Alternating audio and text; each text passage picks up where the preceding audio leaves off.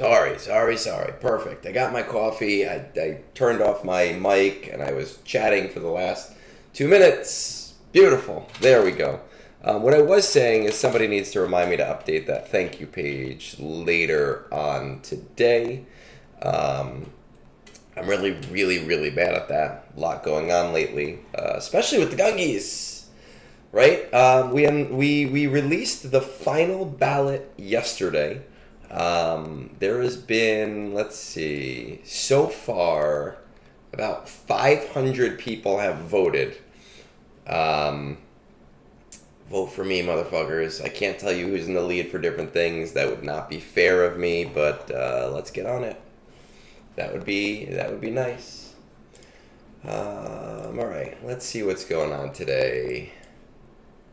I still have to do. I cannot wait until I don't have to do this stupid fucking event anymore. I've got my coffee, yes, in my Code Monkey mug for any Jonathan Colton fans. I've got my rote that I need to do that's going to be done in a minute. And we're going to hit a new star goal. We're actually ahead by about 50 million already.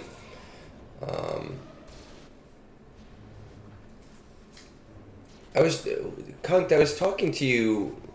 I was talking to you all yesterday, and I don't know why you didn't mention that. Wampa, you're dead to me. I don't want your vote, you piece of shit. And you know why. So everyone else is like, man, he's being mean to people that come onto his streams and like chat with him. But he knows what he did.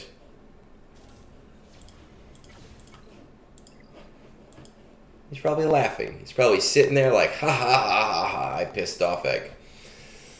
Hey, Hada. Good morning. You missed out. Danielle was first today. All right, let's see. Let's get this done.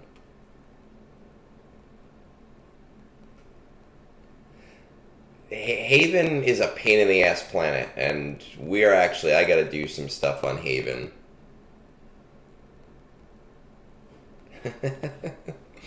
That's not true, Cap. Actually, Scribe also on his Discord very slyly mentioned to people to get them to vote for him. But also, as I am much smaller.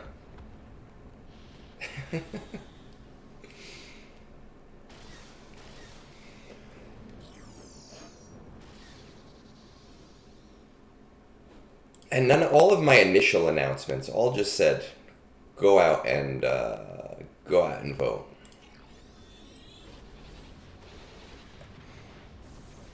That's it. It's the Gungies are they are corrupted. Oh, fuck. They are corrupt. We are a corrupt organization.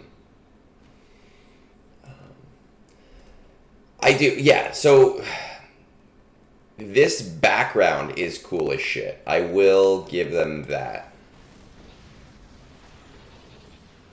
As for the next week with the update, I'm kind of excited. I am cautiously optimistic.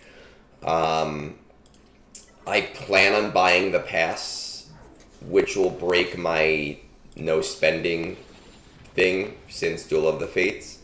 But I'm going to be mostly buying the pass for science to see what those repeatable awards are like and see just how worth it is. I do not think that I will be buying the pass long term. Hey, Christian. Feats for next conquest. Man. I think you're still going to see some Imperial Remnant feats. You're obviously going to see something that's going to involve, Sabine. Definitely. Hands down, without a doubt. I don't remember what stupid debuff or buff she has now. I think she has something that Kyle Katarn has too, right? So it shouldn't be as terribly bad. I fucking hate this mission. But it actually doesn't matter today. We're already at a positive.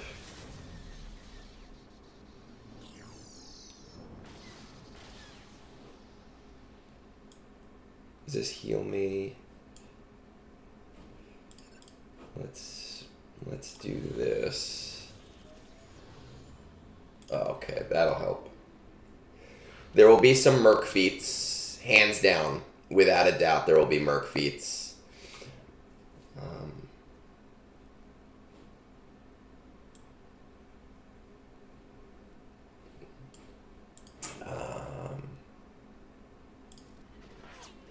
I do plan, by the way. I don't know what day we're going to get. I'm assuming the update is going to soft launch tomorrow. It doesn't matter if they're out of place or not. They're going to do it because of money. I'm assuming tomorrow we will get like the soft conquest stuff so that like everyone kind of knows what's going on.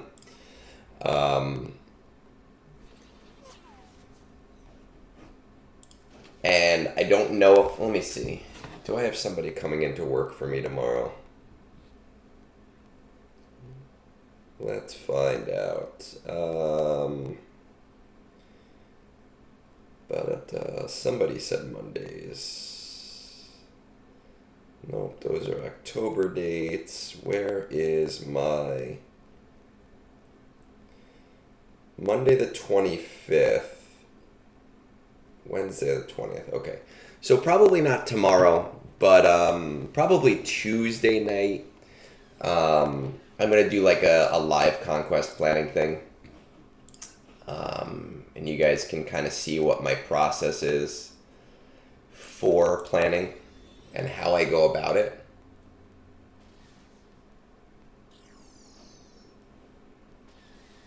Oof, oof. Ooh, this is going to be so close. Look at that. Yeah, especially with a big update, they'll do the soft launch tomorrow with like the 24-hour rolling updates or whatever.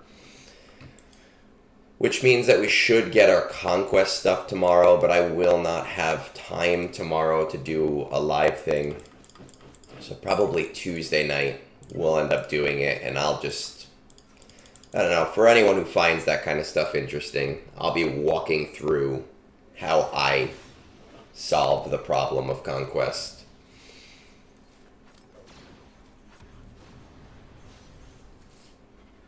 Hopefully helps them. Some people have already asked me and said, how do you get this? Because of Dark Ray, we all want Dark Ray. And I don't know until we get the feats, right? Like the feats are what kind of let us know what conquest is going to be like.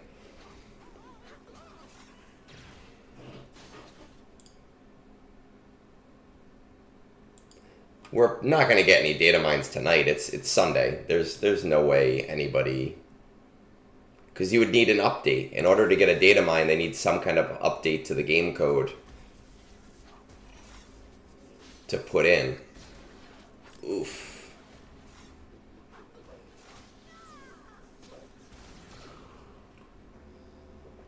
Oh, man.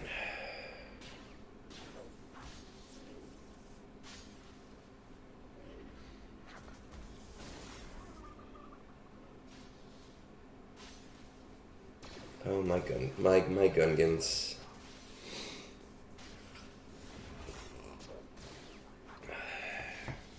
Cap, I just saw your message on that Prime sub.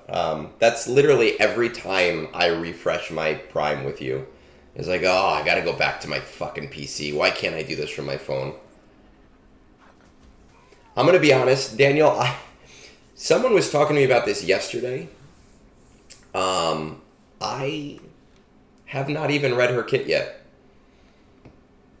You know, I literally have no idea what she does. I don't know. I know that she's going to be a lifter for SLKR. I just haven't read it. The way that I see it, it came out on like a Friday night, and you know, which one should I use? It came out on a Friday night. No, I'm not going to use this one. I'll use the other one. And I have 3 months before I need to know what her kit does. So I literally have not looked at it.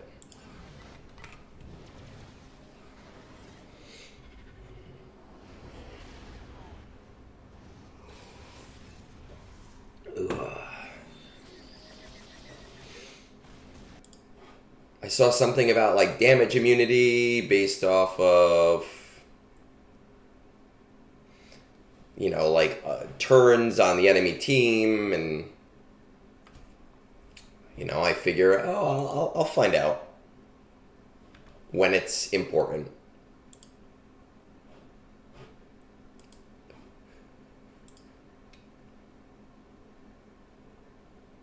That's the thing. I don't, you know, I don't often read kits because someone was saying, I was listening to somebody talk about this, how they don't read kits anymore and they just kind of figure it out as they go. And that's kind of what I do. There's just so many kits in the game that it's too hard to memorize everything. So you kind of just get a feel for each character and go, okay, this character I have to use against that character. I think it's a cool character to bring to the game. I'm surprised that she's coming to the game.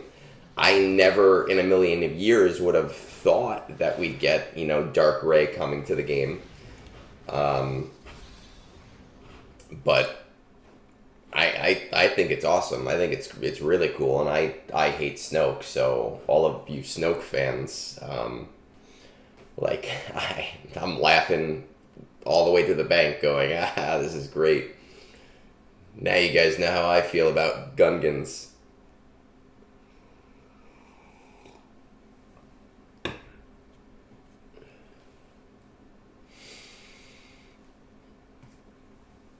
Ooh.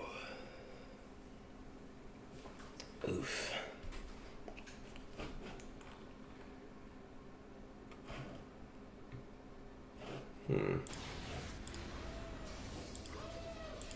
There we go.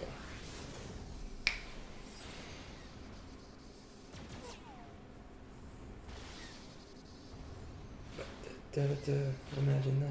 Man, I've got Sushi Glory Hole stuck in my head. It's fucking gonna drive me insane.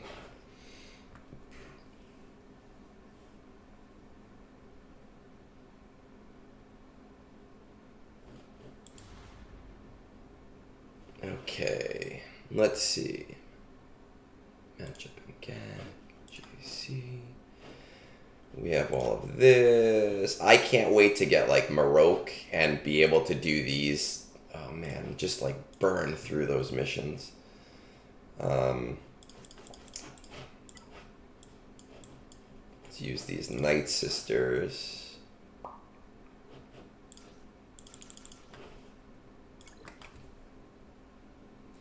Yeah, I actually, you know what, Irokoro, I can't hear the sound. I have my sound on the computer turned off.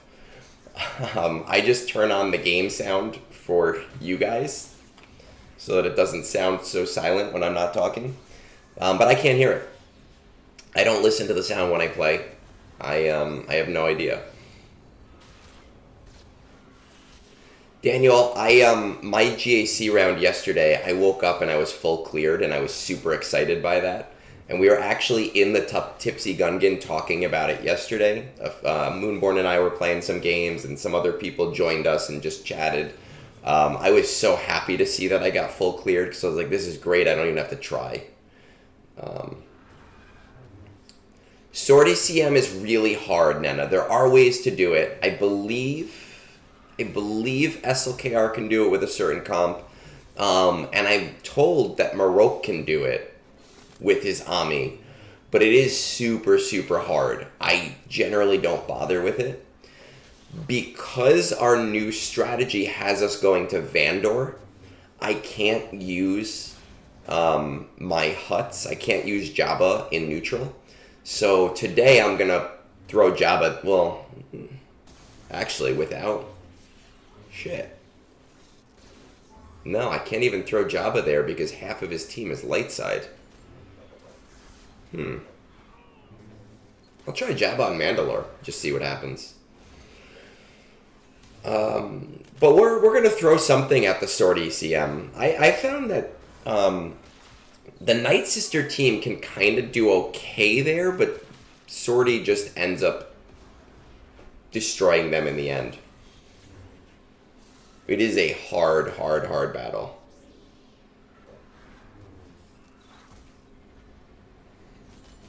Lothal is very easy, especially once you have the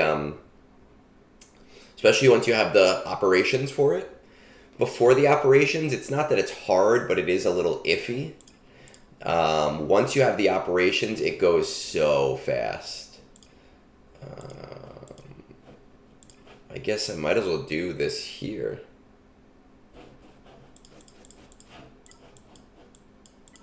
Just to see. Yeah, I know, but I can't use Jabba there. Hey, Neat. I haven't seen you in a bit. How's it going? Cheers. Welcome back to Brunch. Oh, man. Today's my father-in-law's birthday, so I'm going up to, going into Westchester. We still get to go to the movies, though. I mean, I generally wait till there are at least 4 ops on Lothal before I do my Lothal. It's not that it's hard without them, but it's like so easy when you have the operations. No, our movie's at 12:45, and we're going to try to get through this. We're going to try to get through the raid. And I still have some roster reviews to do as well. What are we going to see? I don't remember the name of the movie. It's the movie with, what's his name?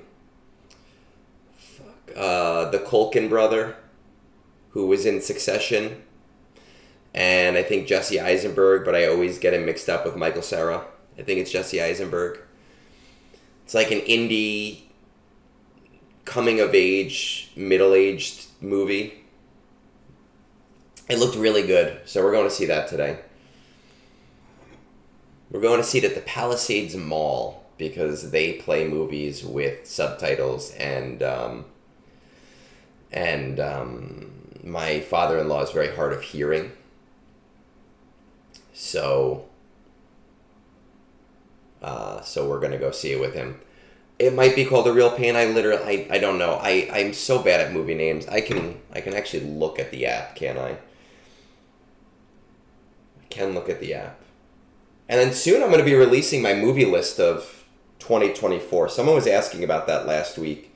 Every year I do a movie list on Reddit. And some people enjoy it. Yeah, it's called The Real Pain. Well, Cap, when you lived in this area, the Palisades Mall was like new and exciting. It's a shithole now. I never go there. Yeah, they do some screenings with subtitles, and they just happen to be doing this movie with subtitles. So it's nice, and we're able to go, and he can know what's going on. I don't... C actually does fairly well here.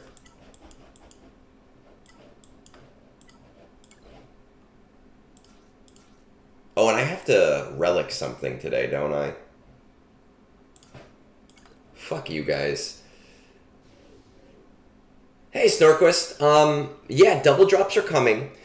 I have not done the full math this time. So everybody, when it comes to double drops, I always find it funny that every single time people go, oh, what's the math? What's the math? And I saw on the event server yesterday, someone's like, oh, don't worry, Kelvin is going to release the math shortly.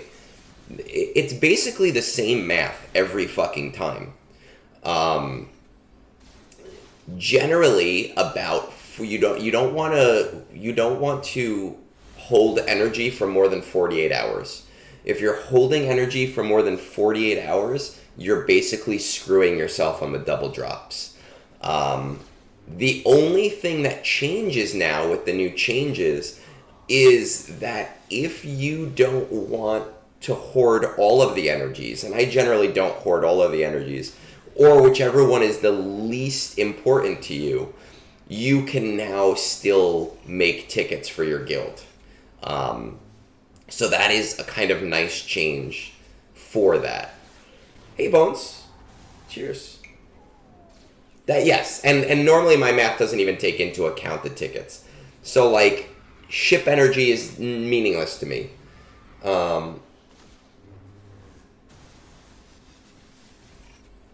You know, so that's really the only change that people have to worry about. It's not, it's nothing big. So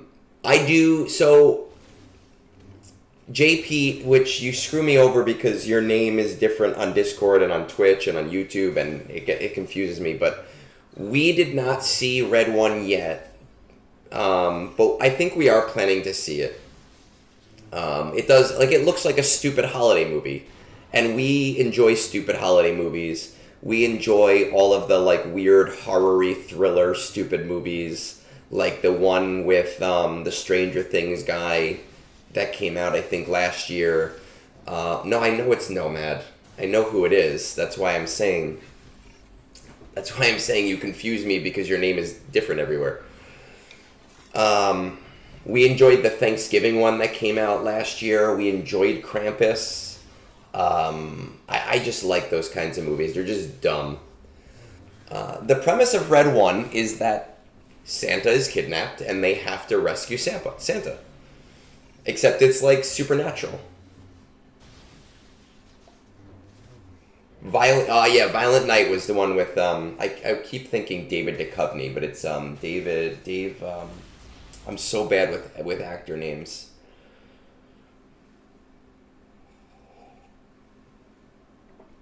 No, we have not seen Terrifier. I heard you talking about that on Three Scoundrels. I've never seen any of the Terrifier movies, which is also, you know, why we didn't go see it. Let's put this here. Yeah, let's just do that. I'll just do this. Just on auto.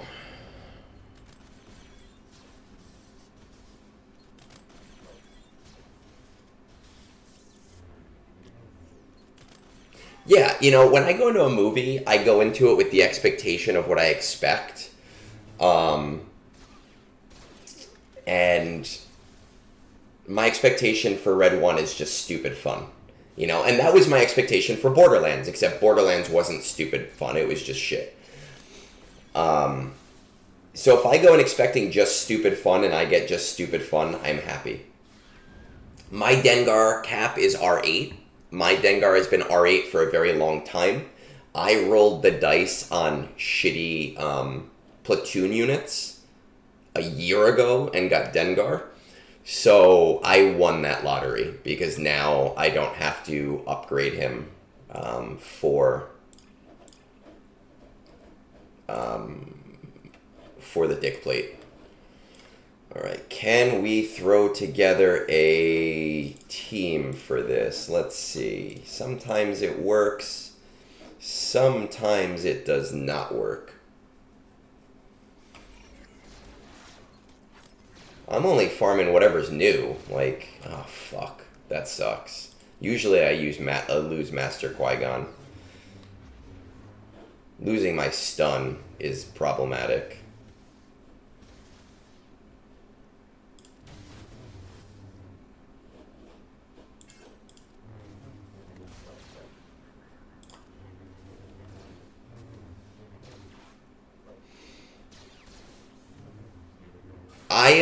When I do my farming, I generally 1x or 2x farm, but I don't spend money towards them. I really don't want to use that on this guy. There we go. So right now I'm doing 1x. Fuck. I don't think this is even going to get me one wave. I'll do like 1x refresh on them. Just for the hell of it. To get them done quicker. Yeah, this is a loss. That's okay. I mean, I did it with just random ass R9s.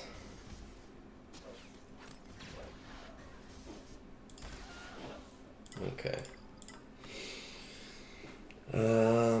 Let's see. I did tell people they could try the Vandor mission. What do I have left? I have I think I did this mission with Executor before on auto. 1 month when my guild just fucked up. So I'm just going to try it with Negotiator. See what happens. I don't need it. My guild has no use for it.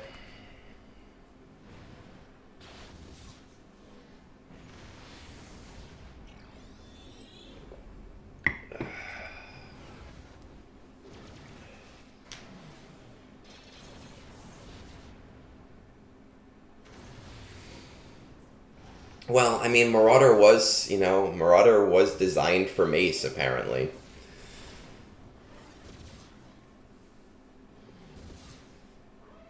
This is probably not going to work, but it's okay.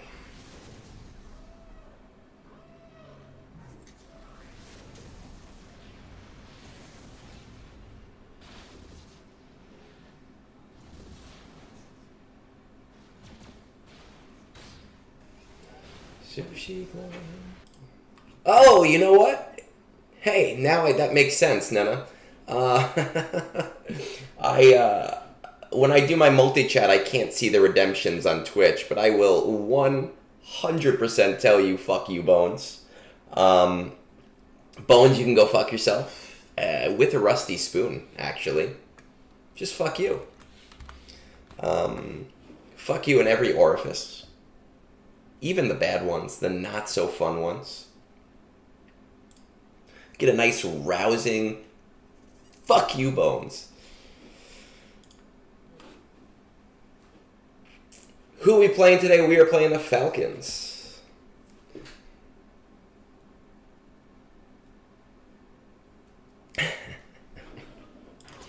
It's alright. Have you talked about the new Taylor Swift times coming to Star Wars Galaxy?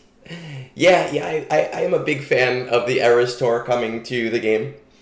And I like that Celiac Sarah did an emergency HNN 2 days ago, and they spent considerable time talking about Taylor Swift.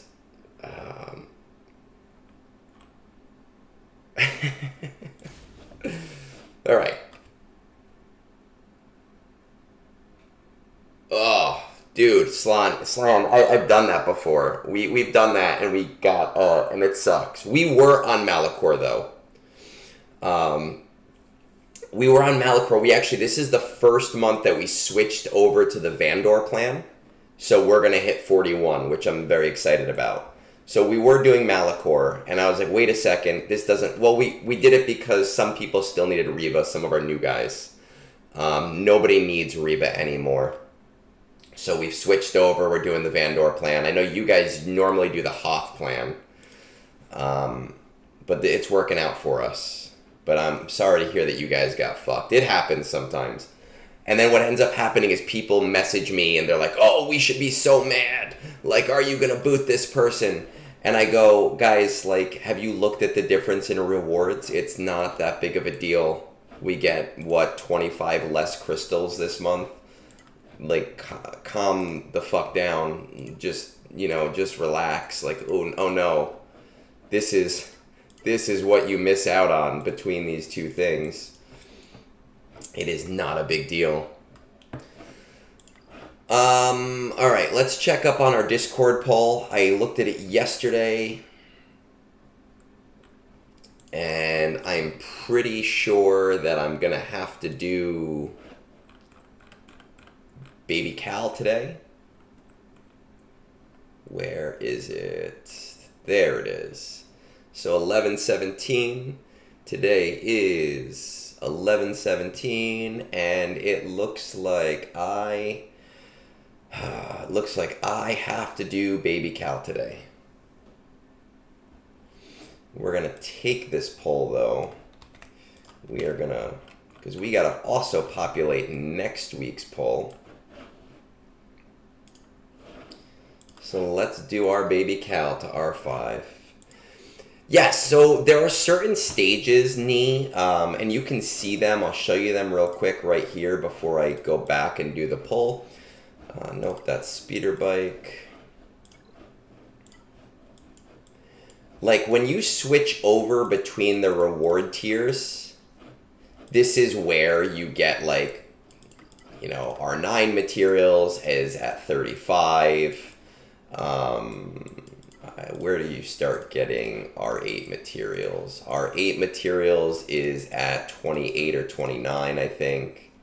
Once you get past those things, it's not as big a change. Until I guess you probably get like here, and then maybe you're getting more keypads or whatever it is. So a 1 or 2 star difference is really not that big of a deal. Yeah, but you guys know I don't like Cal. He's one of my least favorite characters in Star Wars. What is this, an Omicron? Okay. We're bringing baby Cal up. I had to start slow farming Great Mothers in order to make sure I'd have enough signal data today for this. Because I gotta spend money tomorrow. Unless somebody wants to fund my Battle Pass experiment and sponsor me. I gotta take out the old egg checkbook.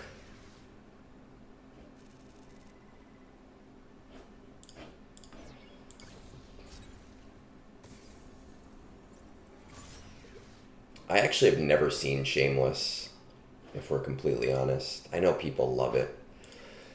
All right. So the first thing we need to do before I take a quick refill my coffee break is we need to populate the poll for next time, right? We know how this works. I like some good things, some bad things to make things interesting.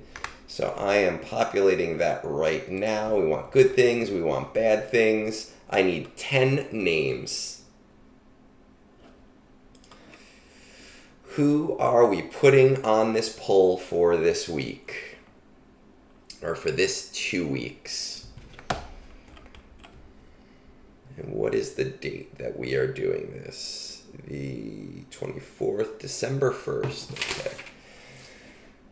Okay, let's see. Super Commando. Imperial Super Commando.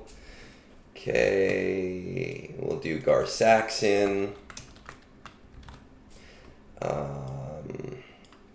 What else do I see? Bodhi Rook. T3M4. All right, we'll do T3. So far, nothing amazing, which is nice. I actually like that. Kira.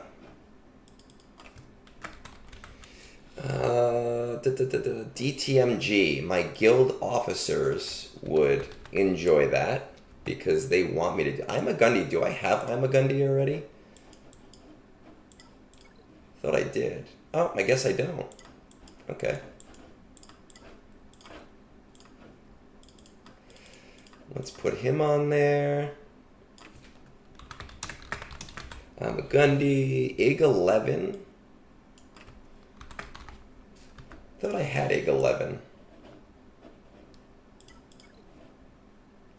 I do have IG 11 already, right? Yeah. No? Is IG 11 not? He's a scoundrel? Oh, okay. IG 11. I need 2 more names. What do we got? Scion and Trench. Okay, Scion and Trench. My guild would love me to do more TW related stuff. and Admiral Trench. So we are populated. That is our 10 for today. We'll throw this. This is back up. All right, I am going to go refill my coffee. I am going to get this pull out, and I will be back in 2-ish minutes.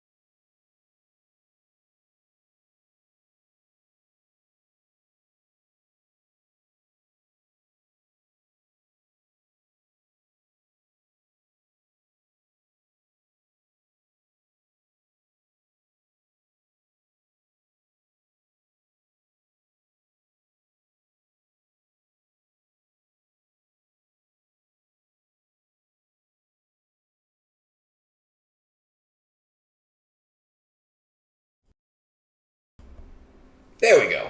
Faster than I thought. Beautiful. Ready to go. We got the raid. We got to get the raid going. Let's switch this over to raiding party. I need Moonborn to make me some more of those. I don't know if he's around right now. But he told me he's got some fun surprises for me for later.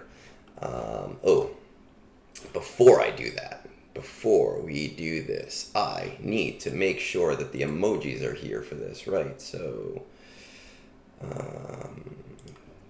that one. No, we don't want that one first, right? Well, I guess it doesn't matter. This one. Someone already did this, but that's okay. We need the Mega Man guy. We need SpongeBob. This guy. The Wookiee. We got that guy, R2-D2, and Trench. Okay, perfect. We can get back to the game now. I did apply the Sauvage Omicron. I know last week I was not sure if I was going to do it. I figured if I'm going to have him, that I might as well make him semi-decent. And I did. My mods are not amazing for him, but I did manage to put a decent set on there to make him usable. Alright, now we have the raid. We're going to do the teams that I don't need to mod switch for first.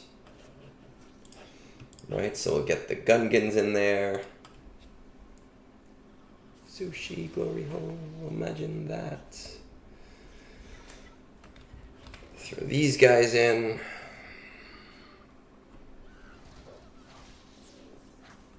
I've actually had to rerun the Gungies. I said this, I think, last week or the week before. Every once in a while, I have to rerun the Gungies, which is crazy to me.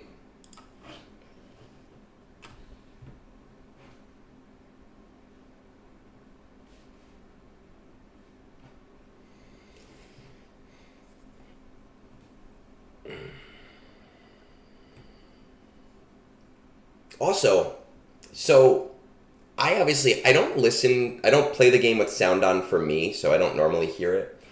But last week I ran the raid on my computer with sound on, and I did the Gungan team, and Jar Jar, obviously you see the cinematic at the end, and I was like, holy shit, Jar Jar's voice. I didn't even know that Jar Jar's voice was in the game because I never listened to the sound. I was actually kind of excited about it.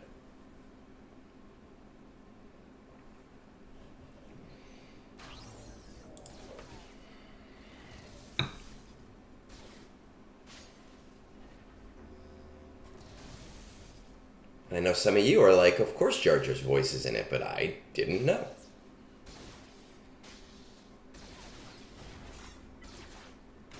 Alright, let's see. Charge, perfect. I like when charge comes up first when I'm using my Gungan team because then I don't have to take it off auto at all for the rest of the match.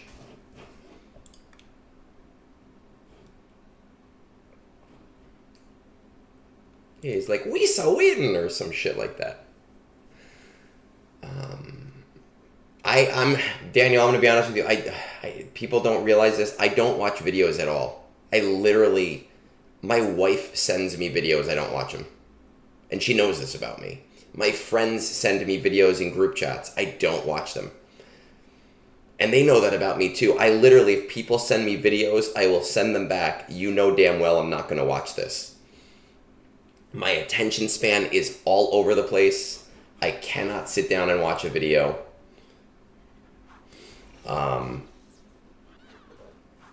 Some of the content creators that I've become friendly with, like Fat Phil, I'll sometimes put his videos on in the background to listen to.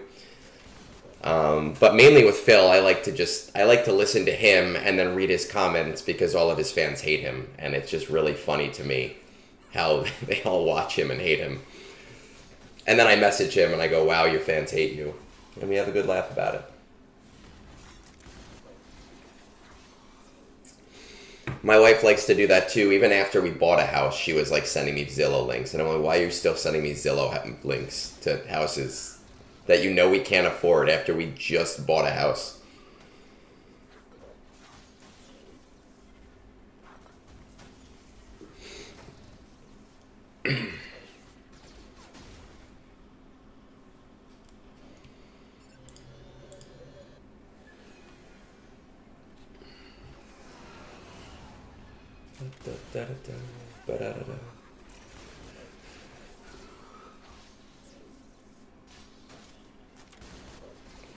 Oh my god. My thoughts on Balin are that I don't have him. But my overall thoughts on Balin so far, I still believe that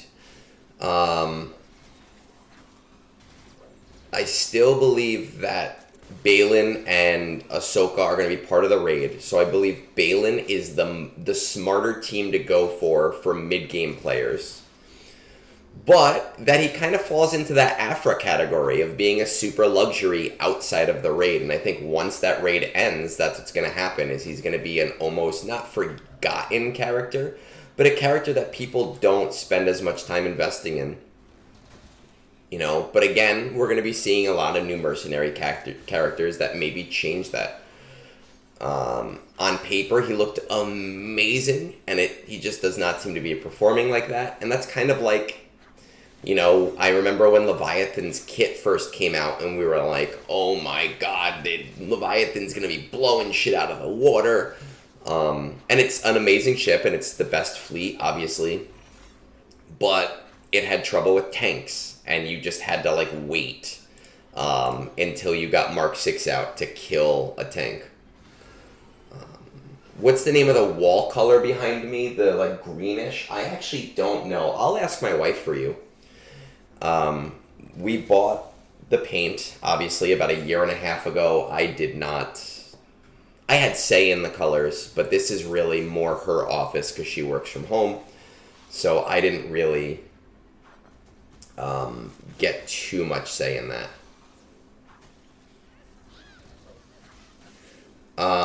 My camera shouldn't be delayed any more than normal, any more than it's supposed to be.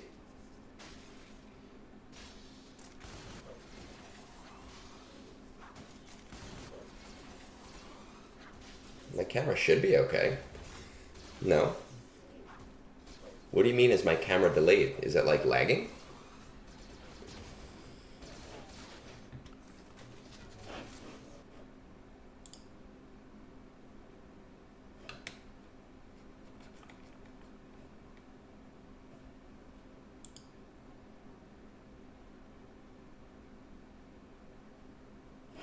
Ba-da-da-da-da.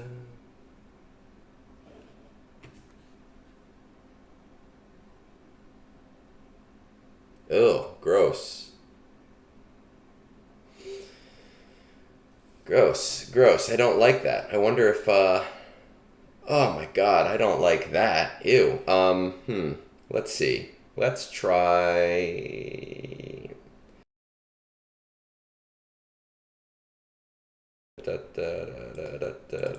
Pop that in.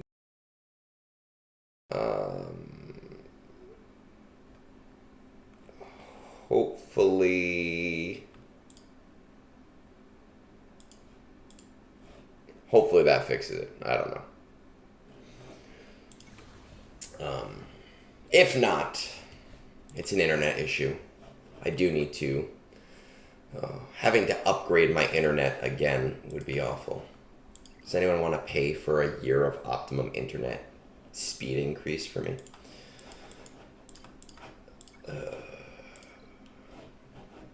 Okay, this team I can run on auto. Hopefully that fixed it.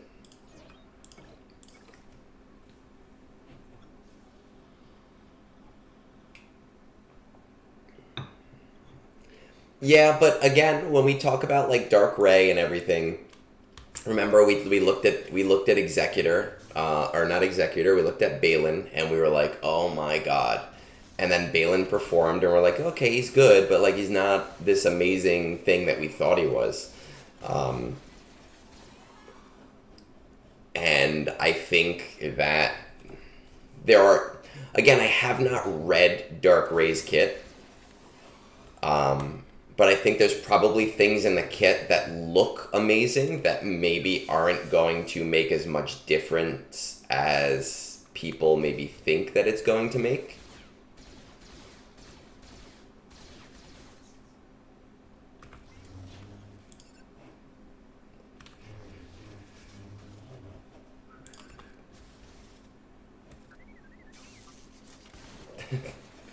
That is the Bones way.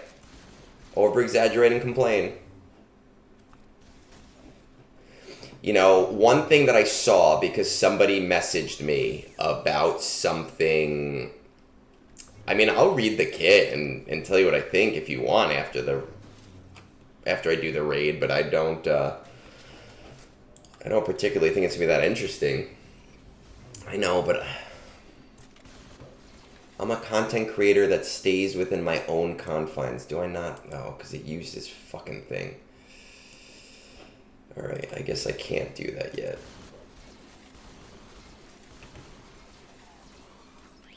I try to avoid like kit reveals and things like that because that means I need to be on all the time. And if people expect kit reveals from me, then I have to like do them constantly. And honestly, when I did them with the Gungies, I didn't find it to be very interesting content to do. You know, some people, it's their thing. I don't even remember what the... Okay, charge. Some people, it's their thing. I just didn't think it was that interesting when I did it with the Gungies. So I've kind of avoided doing them. I didn't read the Huyang kit. I don't feel like there's I don't need to read them. There's no reason to read them.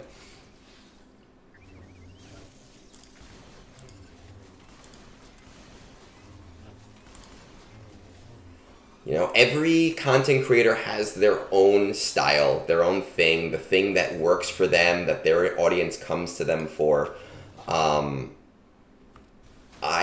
I particularly try to only do content that I think is interesting to me. You know, other content creators stream a lot more than I do. So they do a little bit of everything. And I really try to avoid doing that. doing it live, depending on how long it takes me to do this stupid 3-man team, maybe.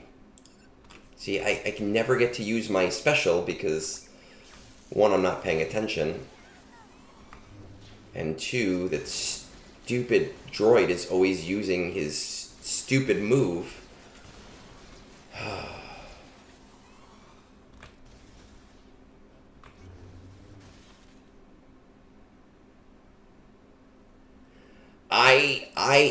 I know that when I play Jedi Knight, I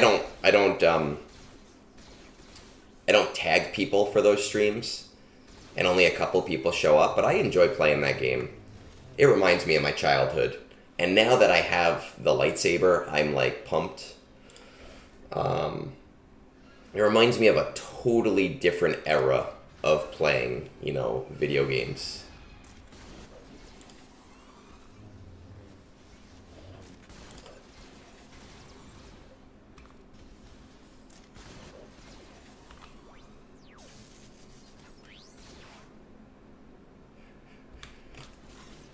I don't know if I'm going to max with this team because I've really messed up the timings.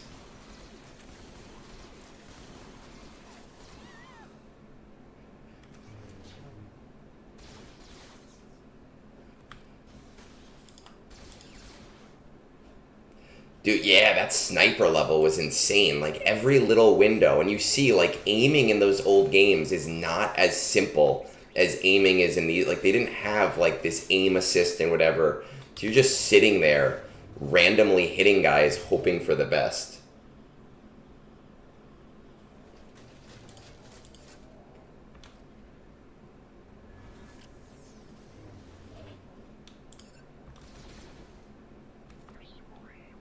Okay, we took out the worst of it.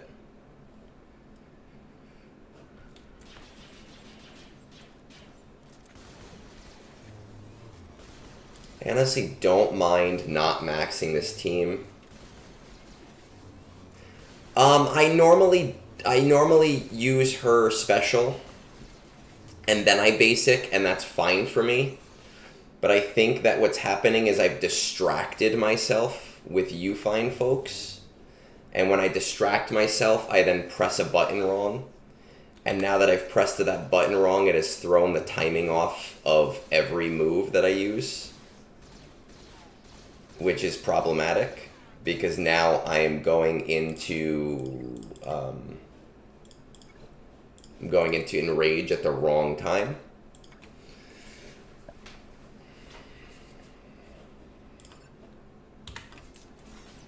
And it always depends on the stupid droid and what the stupid droid does.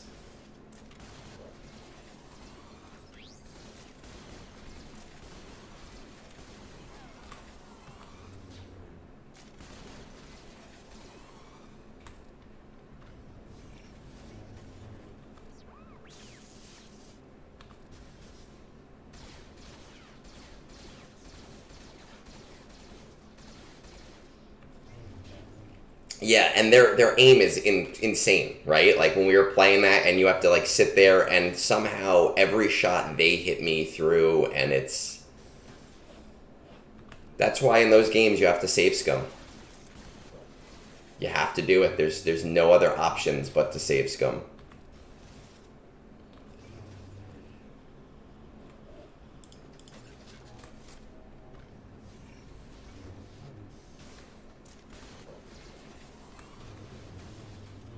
There we go.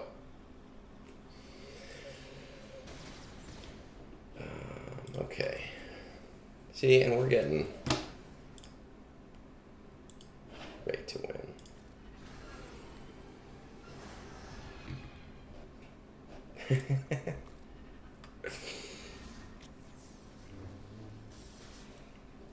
But the next time that I'll stream that game is the next time that I have time. So I would have had time yesterday, but Moonborn and I have been trying to commit to having a game day at least once a month, and we have been 4 months out. So I was like, hey man, my wife is in the city today, like let's play some games. Some of you guys joined us for chat. That was lovely. It was fun. We had a nice time. So the next time I stream it will be maybe around like Thanksgiving, just when I have a few days off.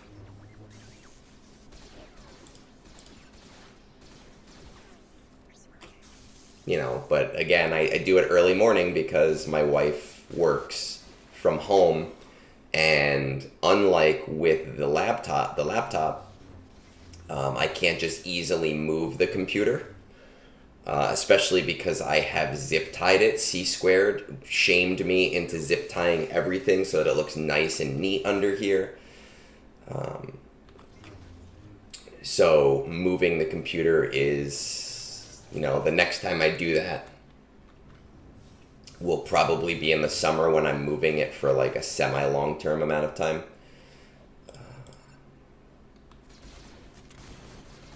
What were we playing yesterday? Yesterday we were playing Terraforming Mars and... Fuck, come on.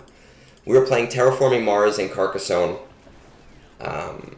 Two just fun board games.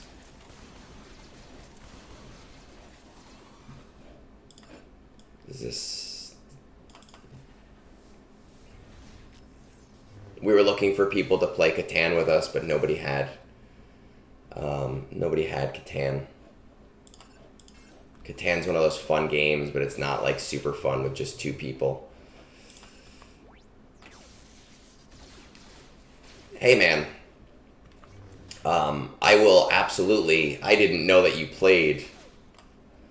Terraforming... I've never played Terraforming Mars with more than two people. So I would be very excited to play a 3-man game of Terraforming Mars. And the client is like, when I first bought it a long time ago, it was really shitty. But they have added a lot of quality of life to the client to make it a lot more like player friendly and like making sure that you can do things without it like a certain way. Ticket to Ride, I have the old version of Ticket to Ride that I guess got sunsetted, which is really freaking annoying, because I bought it for Moonborn, and then we went to go play it, and they were like, nope, sorry, we don't support this anymore. And I guess some other company got the rights to it, and now there's a new one that I'm not paying $30 for on Steam.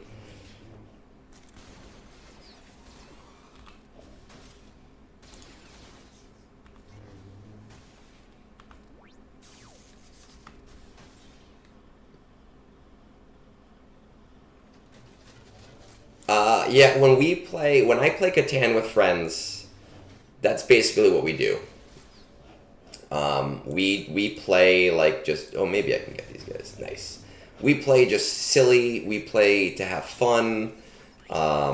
We play to screw around a little bit.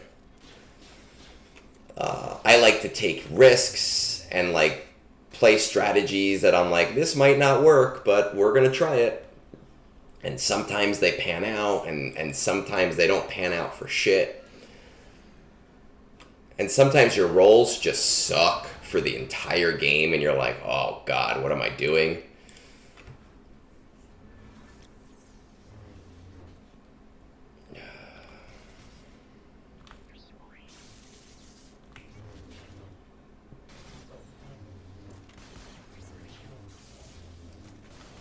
See, now the stupid guy, I have so many stacks, and that stupid droid is gonna go, and he's gonna make me lose all of my fucking stacks. But I'm gonna have to do this anyway, which is not what I wanted to fucking do. Oh, but it worked out for me. Nice. I fucking love Heroes of Might and Magic. I grew up on Heroes of Might and Magic, the third one. I never played the fourth or the fifth. I don't know what happened with the franchise after the third one. We're going to throw this on auto now. But the third Heroes of Might and Magic was my jam. I used to play that with my little brother constantly growing up. You know what else was a great fucking game? Black and White. I used to play Black and White like all the time. The creature sim game, where you built up this like mega creature to attack cities. Oh, I loved that game. And then Peter Molyneux fucked us with Fable.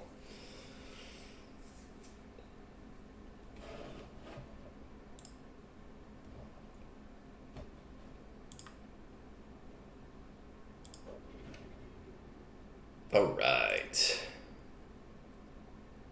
I don't have it on Steam, but I would buy it on Steam. All right, my other teams. Fucking Peter Molyneux, always over-promising and under-delivering. My other teams require a remod, so I am going to do that on my phone. Fire Marshal a few weeks ago gave me shit about doing this on my phone when I have this PC, but the reality is my Hot Utils is linked to my real name, so it's just easier to do on my phone, so I don't have to make sure certain sources are up. Black and White is like one of my favorite games ever. I enjoy it so much. Black and White 2 annoyed the hell out of me because Black and White 2 did not have multiplayer. And I loved playing multiplayer with my little brother. We would have like 6-hour games building up our creatures. Add missing update. Building up our creatures. Black and White 2, not as great. And then Fable, I can tell how old somebody is by whether or not they like Fable, because older generations of people who followed the news cycle for Fable hate Fable. And then younger generations who played Fable later love Fable. The things that were promised to us for Fable, like it just... Man, like that game so under-delivered on what Peter Molyneux said that we would be getting.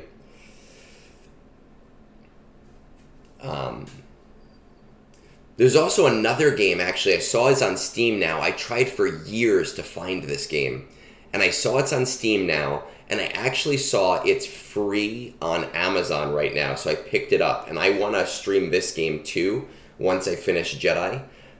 Because I loved this game and I never beat it. It's called Severance Blade of Darkness.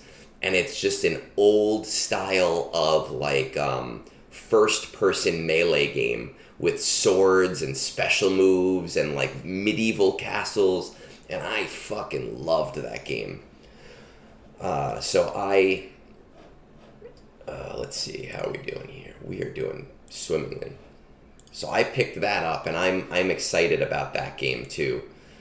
We gotta go, but no, I keep going to TB. I do that all the time.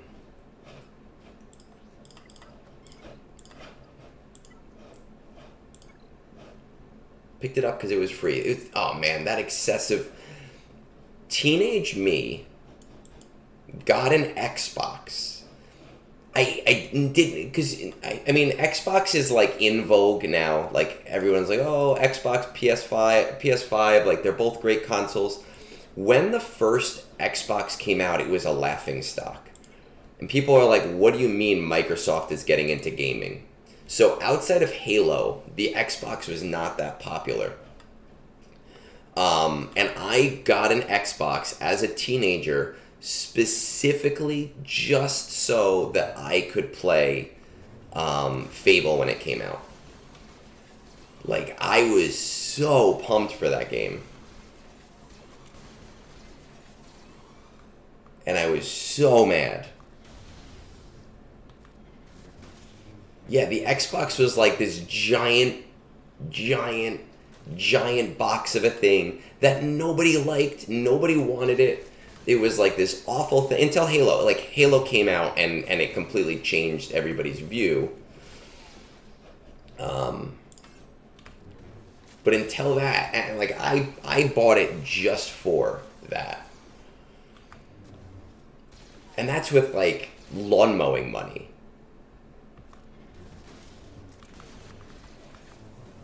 So as a kid, I was so pissed. And now people are like, oh, like Fable's so awesome. And that's because they weren't there when it happened. The same thing actually with Spore, right? So like Spore, people who play it today, they go, wow, I really like Spore. Spore was marketed as this like creature sim game, and it just was not what it was marketed as. So when I got Spore, I was so disappointed in it. And I grew up on one of my favorite games of all time is Evo Search for Eden, which is it's like an evolution sim. Like I love that game on the I shouldn't have done that. All right, it still worked out. Evo Search for Eden was this evolution sim on this SNES, like this evolution RPG. And you evolved from like this fish in the like millions of years ago time. And eventually, if you did things right, you could evolve into a human or a human-like thing. I'm going to do that just to get the... And Spore seemed like it was going to be this like evolution sim game. And it was not the game that they promised to us at all. Like even a little bit. Really shouldn't have done that. Spore, when it first came out, every single piece of marketing was look at our creature sim. Look at our creature sim. Look at our creature sim. Aren't our creatures amazing? I got it day one, and the creature sim part of the game is like the shortest part of the game. And then you go into like this weird, like, I don't even know, like this just weird, stupid area of the game where you're in space, and it was just like running missions. And I remembered selling it on eBay like 3 days later. I got it day one.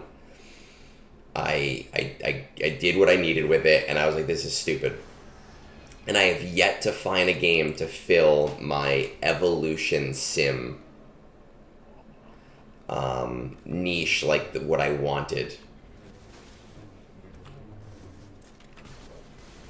With like Fable, Wampa, yeah. Like the things that were promised to us with that game, and we were all naive.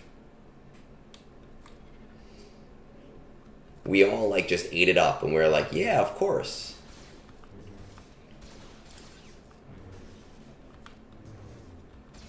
And I haven't played any of the Fable games since. I've heard like Fable 3 is great, but I'm just like, I do not care about it because of that.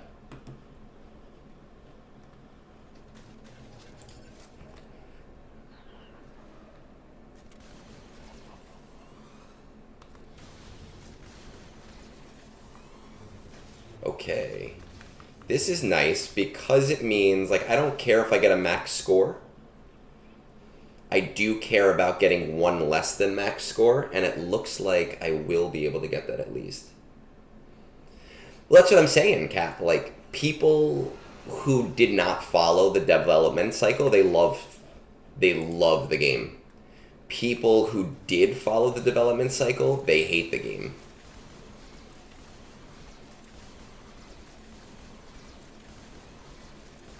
I don't really follow developers much. I didn't really follow developers much back then either. Oh, wow. No, that's not going to work. I thought maybe I'd get a max. Oh, well. That could have been exciting. Ooh, look at that. I'm going to get a max. That is exciting.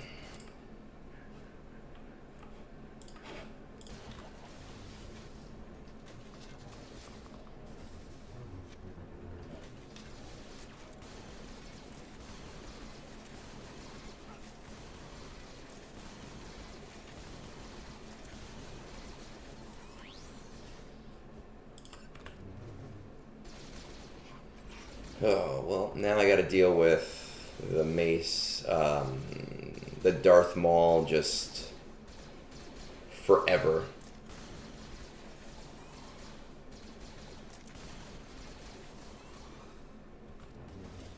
My favorite part of this.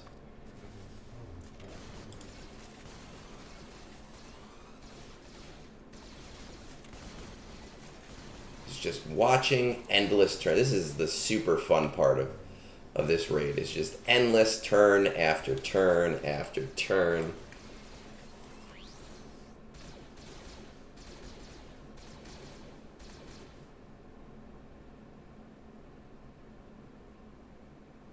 Did I run this? I ran this on the wrong... Shit. I ran this on the R5 tier, didn't I?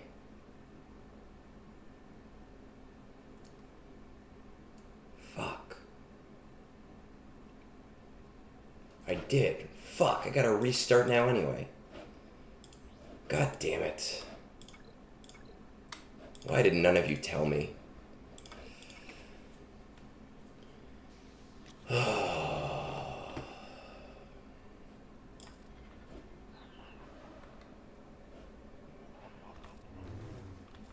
was so excited that I only have to run that once. Because the other teams you don't have to run more than once.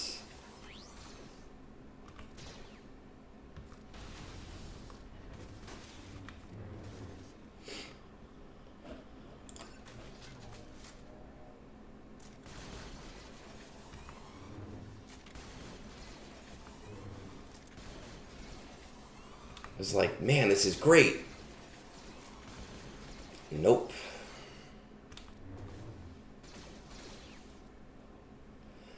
My god, if the Peridia raid doesn't have less RNG, like...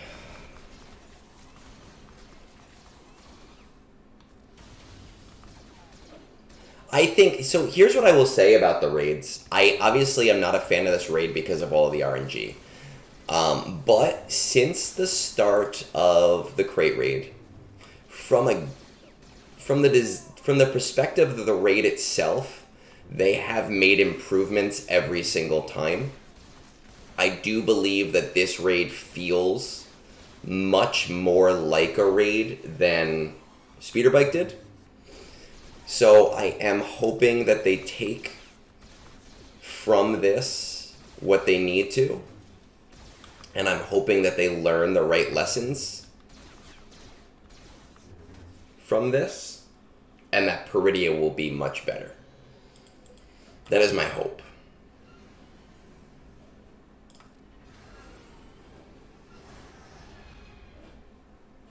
Now, will that hope come to fruition?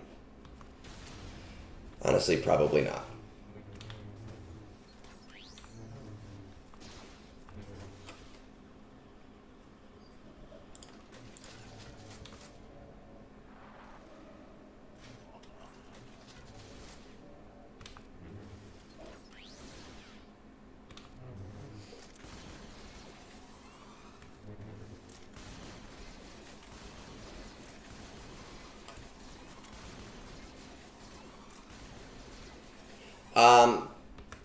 Two things with crate versus speeder bike. Number one, with speeder bike, it was a 6-day cycle. And I think that that was the major way that they changed the crate raid, is that they made it a 6-day cycle, which made it a lot more bearable.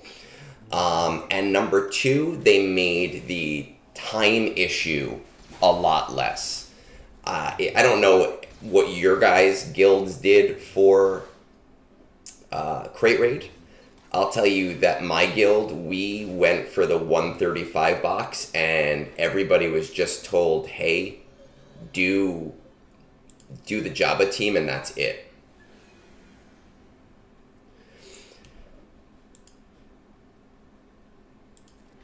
That's what I said, man.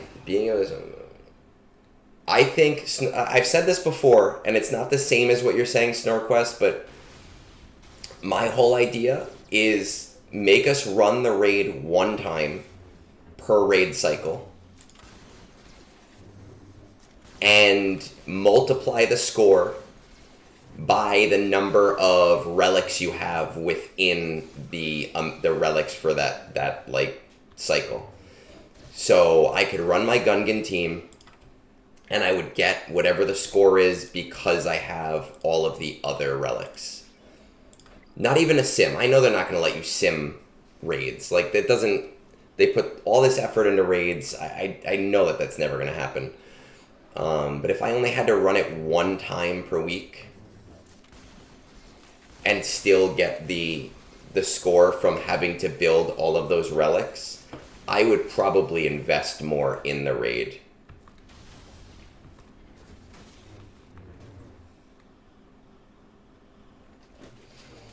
The speeder bike was nice because, so for the first half of the speeder bike raid, I just ran everything on auto because I was like, oh, you can get a great score on auto. And then what I started to realize, what I started to realize about halfway through the cycle was that even off auto, like, it ran so quickly. I would do it on streams and not even look at my screen. And it, like, you didn't have to think at all. It was so easy. It was like, oh, just press this button and this. Like, I wouldn't even look at the graphics on the screen. And that changed my perception on the Naboo raid, the speeder bike raid. I was like, wow, this is so easy. It's taking me 15 minutes to run all 6 teams. So I think what my hope is for the newest raid is that we keep that 6-day cycle. That I would like them to bring it down to like 3 teams, honestly, but I know they won't do that. And just less RNG. Like, it's just, this raid doesn't feel fun because it doesn't feel like you're progressing.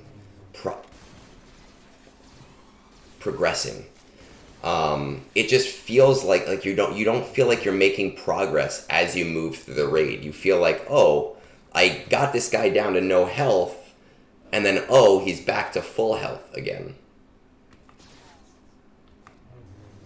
I would love to see a raid character. I think with the way that they do raids, it is a little bit hard to do raid characters. But there are definitely ways that they could do it and make raid characters work.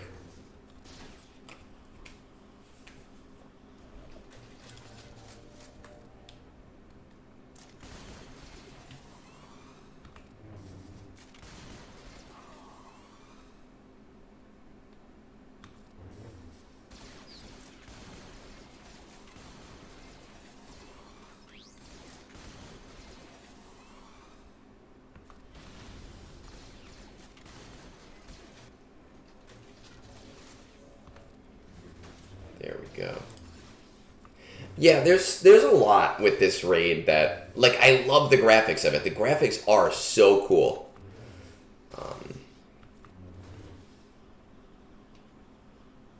That is something that I'm like, man, like, they like really knocked it out of the park with how this raid looks.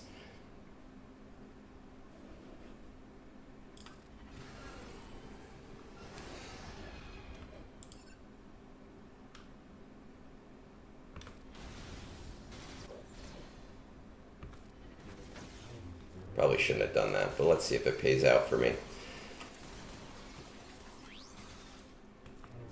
You know what would be interesting, because of the way that they run raids right now, is if they ran raids in a way where you got a raid character and you'd unlock that raid character if you did really well in the raid about halfway through the raid cycle, maybe 3/4 of the way through the raid cycle, and that raid character was someone who would be important for the next raid.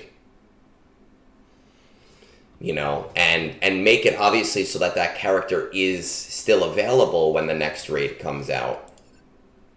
But just make it in a way where you go, oh, hey, I want this character because I know that this character is going to help me with whatever the next content is. Swear to God. Come on, guys. Let's go.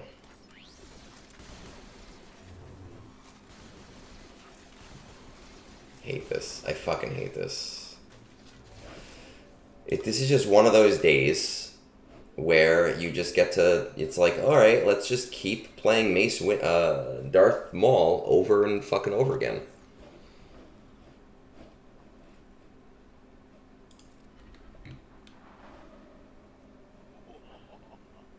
I would like to see, you know, the new bonus planets have characters attached to them too. It does pose like an annoyance when you're a TB officer, because then everybody wants them and you have to like figure out how to get them, and it's a pain in my ass. But yeah, I get it. It's a pain in my ass that I understand.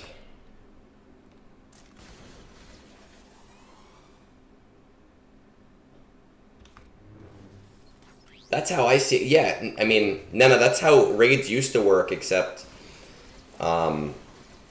obviously the raid itself worked differently.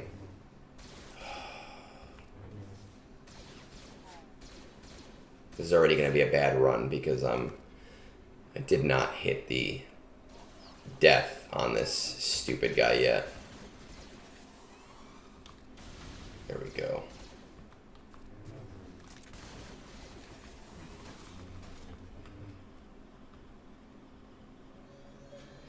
I'm already not looking forward to the math problems that I'm going to have to solve next week. And you guys don't understand how many people message me on Discord anytime there is a new math thing that comes to this game. And it's just like, oh boy, wonder who's going to solve that for us.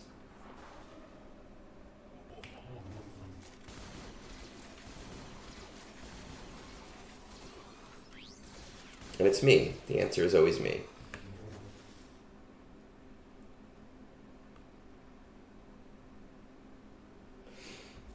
I do agree with the raid change in regards to competing within your own guild. It's so annoying. It was annoying, and it was problematic, and I hated it. And you had to institute like stupid rules. It was like, oh, you can't run a solo within the first hour because then other people can't hit the raid, and People look at those raids with like rose-tinted glasses on. I remember playing those raids, and by the end of the raid cycle, I was running JMK on auto in Sith Raid and getting like 10 million, so not even that much. And I would still be in the top 10 for my guild because just nobody wanted to run the raid. God, come on. Super fun, this fucking damage immunity. Fucking love it, everybody loves damage immunity. Everybody's fucking favorite. Just get stuck behind it. Super, super loved.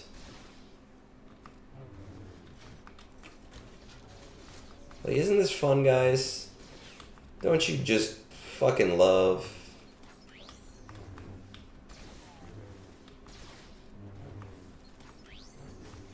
Fucking hate this.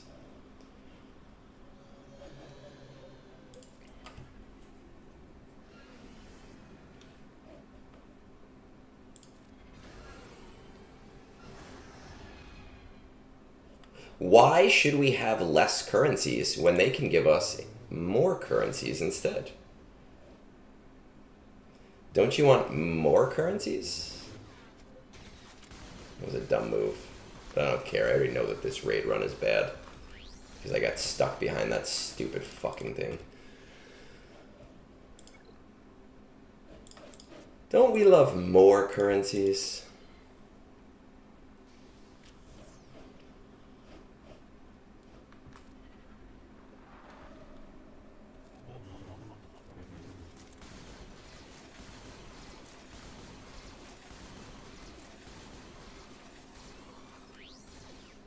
I'm not doing no broken loop. I know what you're talking about. I had a broken loop once with Darth Maul that went on for so long that even though I ran into Enrage, he still managed to like just decimate the enemy team.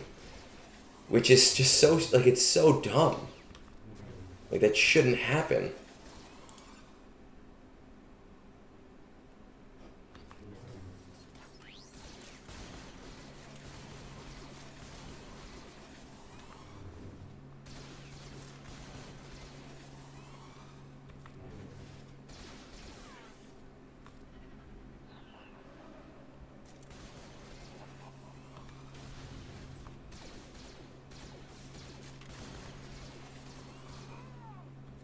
Is there a reason not? I honestly, I don't even really...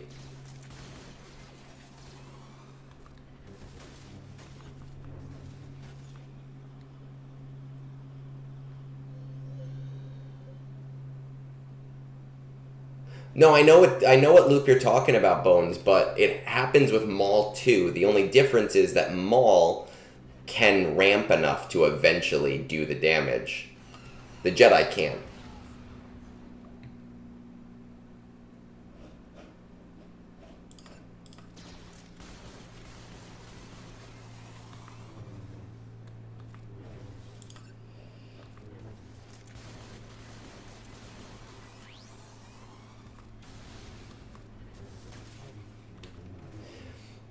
Yeah, Ani, but I lost the damage immunity last time. Because it also increases cooldowns, which sometimes is super helpful to prevent the damage immunity in the first place.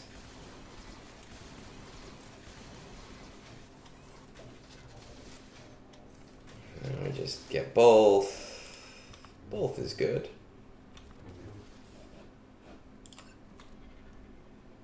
Try to get one.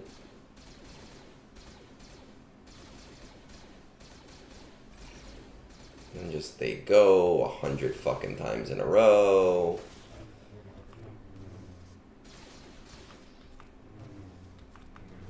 Okay, there we go. Like, all I give a shit about is almost max score. I don't need max score. Just almost max score.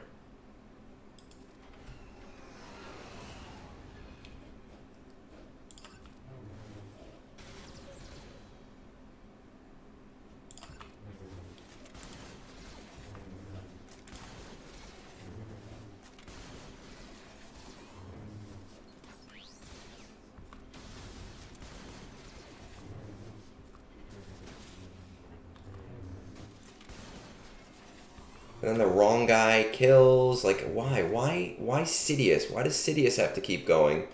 Why can't Darth Maul do that?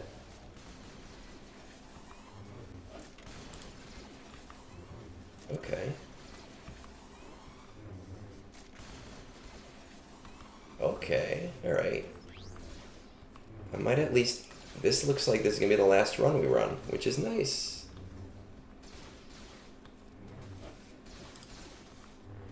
Because again, I don't care about max score, we just have to get close to max. Just gotta get that 1.5. We get that 1.5 and I'm happy. And it looks like we're gonna get that 1.5.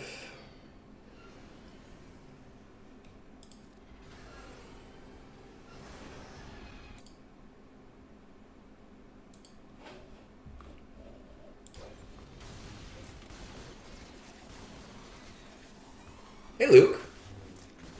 I don't think I've seen you around these parts. Often, at least.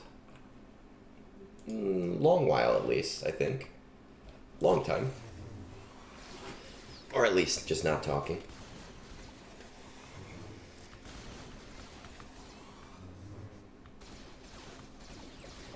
Doesn't matter. Got my 1.5. I'm fucking happy. That's all we need.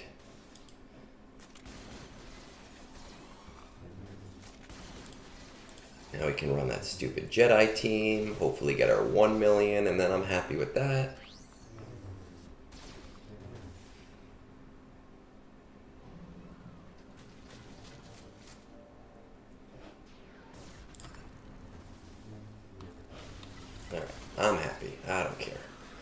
I got what I need. Got what I came here for.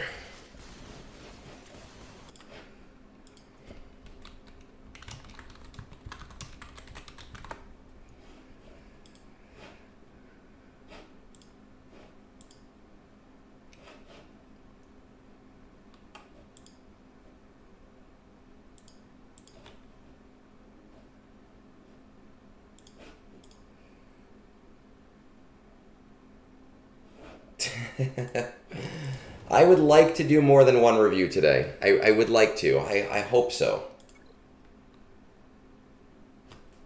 Chill. Cheers, Bones. I'll see you later. Enjoy. Enjoy family time. Oh man, this always goes so fast. Oh, I have to go back to R5. Yeah, what time is it? It's 9:15. It's actually still fairly early. So we should be good. Yeah, everybody wants me to do a live reading of the kit reveal, which maybe we'll have time to do. We'll see what happens. Ooh. We're so close to 500 votes in the Gungies. There are 492 people that have voted. 492!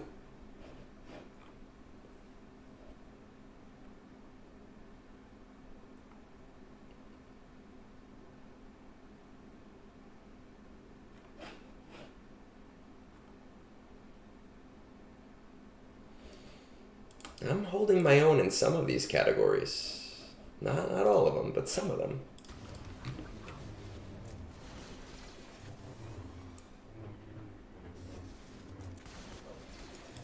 You haven't even put in for your roster review yet. You're always my favorite. Every time, Wampa, that you put in for a roster review, you go, I'm going to put in for a roster review. And then you don't put in for them. And then, like, 8 weeks later, you'll be like, oh, actually, I should put in for the review. Put in for it now, so it's there. Dude, man, when we talk about, like, Conquest, fuck. Somebody who runs Conquest for other people was telling me how much, man, I'm at 29% already. We're going to restart that. How much money people in the top guilds pay to have their conquest done for them. And I'm like, fuck, I got to get into that. I'm like, damn.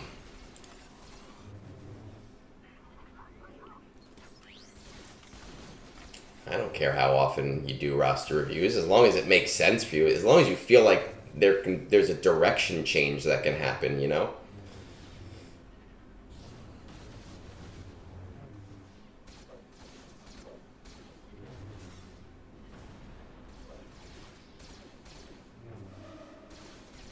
Yeah, it's a thing. There's some people that do not have the time for Conquest.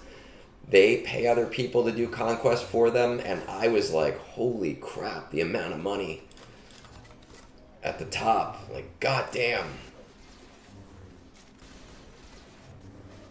For the amount of money that I heard, like, I would do a Conquest for somebody else.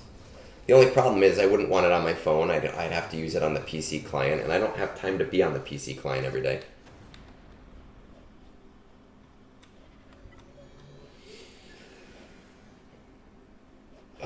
I didn't look at what the thing is. Okay, charged.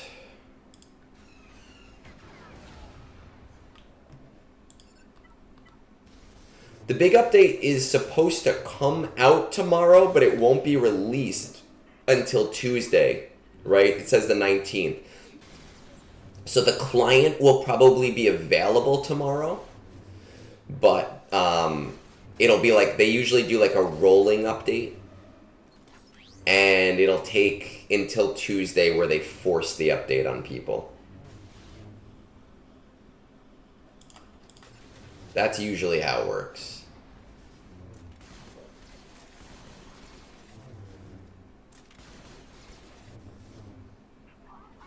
And like I said, I will be buying the pass just to kind of see, to, get a feel for it. I don't intend on buying it often, but I am curious about those bonus tiers. I want to know about them. I want to know what's up.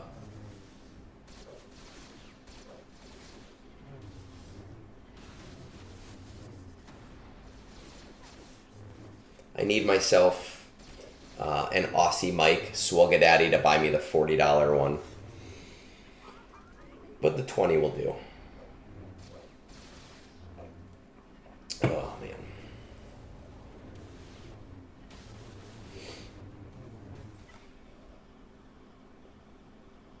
This is one of the teams that I like to use the buff first. Because it basically simulates Kit Fistu's special, whatever you want to call it.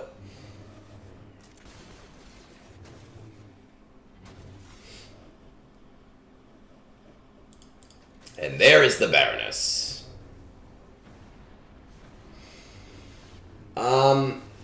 So the thing with the pass is I don't know.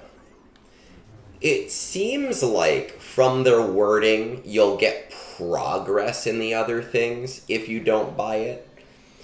But it also seems like they always heavily incentivize people buying it early.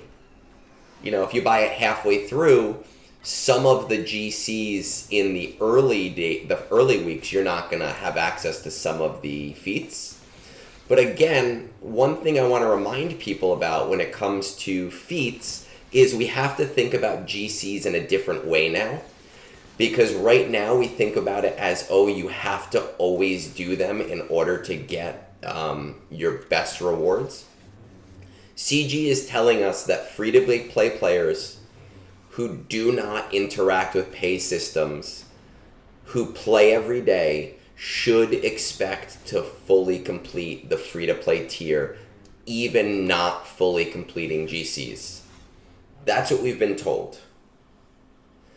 There's 2 tiers to the pass. There's the $20 version, which gets you the pay-to-play pass, and then the $40 version just gives you some extra materials up front, and it gives you a bunch of points to get to level 10 right away. And pretty much every game does that. They have the pass that gives you all the access, and then they have a pass that just lets you jump a little bit ahead.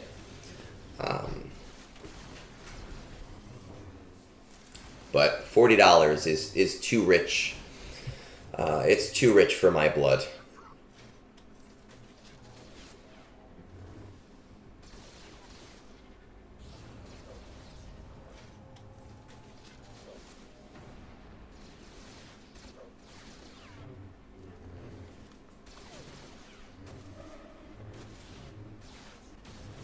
Alright, good. Look at this. We got a max in the first, well, actually technically second try. We don't want to be liars here.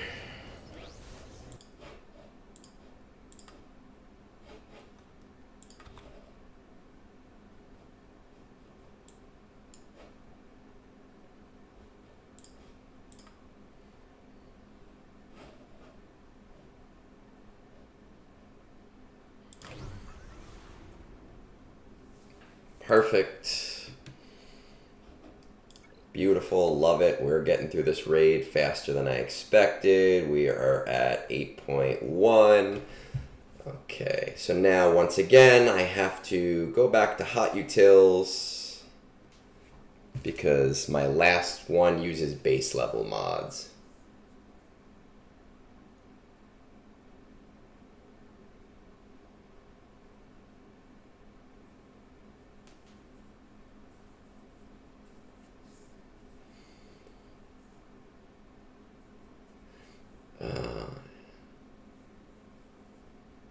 Yeah, we don't know how great that repeatable quest is going to be, so kind of the same. That's why I'm buying the pass, is just to kind of, get on there and see.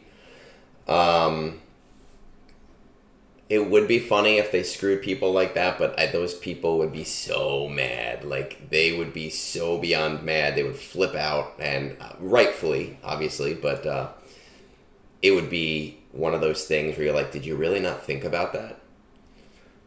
How's my GAC looking? I won my first one. I lost my second one. I'm teetering in K2, K3. I keep getting relegated and promoted every other match.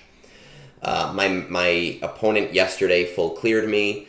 I thought, you know what, hey, maybe I can beat him still. He didn't have the most efficient clear. But I just had a very busy day. So I said, you know what, I'm going to do I did like 2 battles. I let him have it. It didn't really matter to me. Okay. Utils is done running.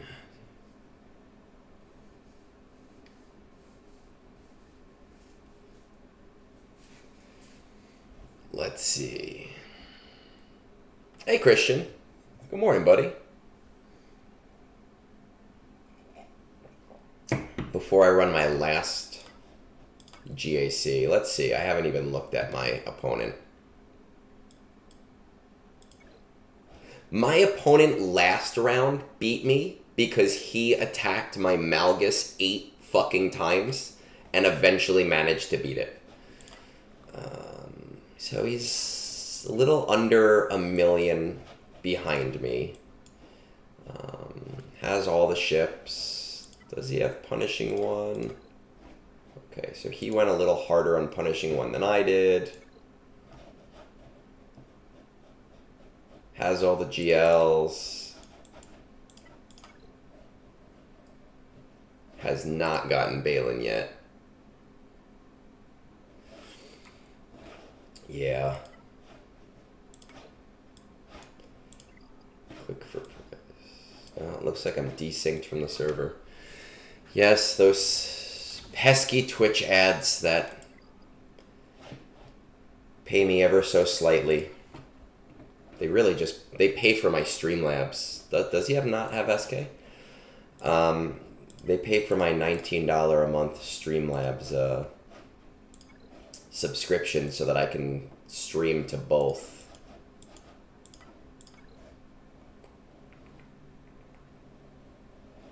I guess not. Interesting. That's very, oh yeah, Mara Jade. That is very strange. Okay. We are going to run our Jedi. This team does not actually have to do much. This is why I run it last. It's so that I know how much the team has to do.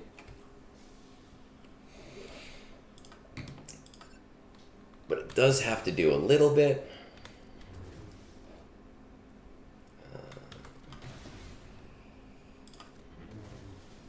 Yeah. SK is such a good character, though. Like, it's so crazy to see people at my level. It's really crazy to me seeing anybody at my level that doesn't have certain things. And you just go, how did you get there without that? What were you farming? But everybody's got their own priorities, so, like, it's cool.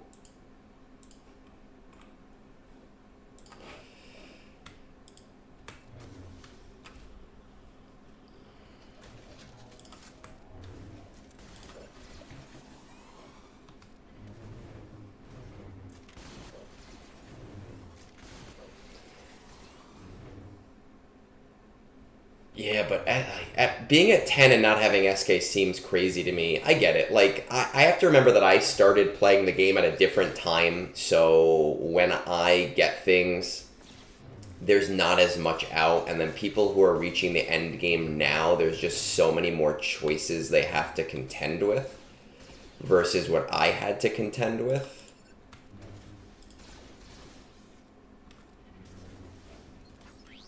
Ayla really puts in work sometimes.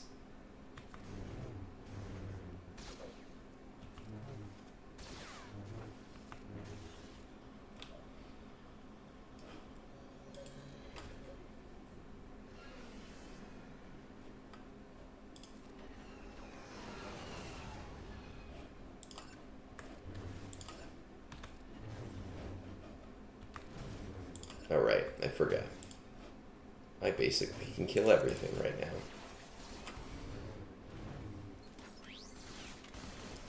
In general, yes, you do. I mean, you have to contend with that, especially because the game has made it so that new stuff is very tied to new experiences in the game. So that I do understand. It is definitely not lost on me.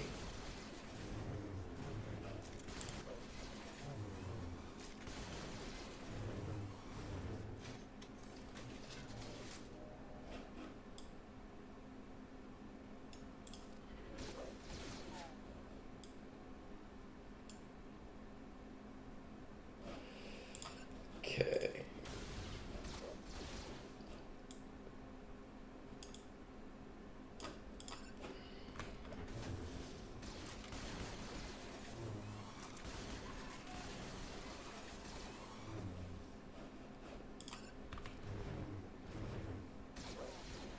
They are really hammering him.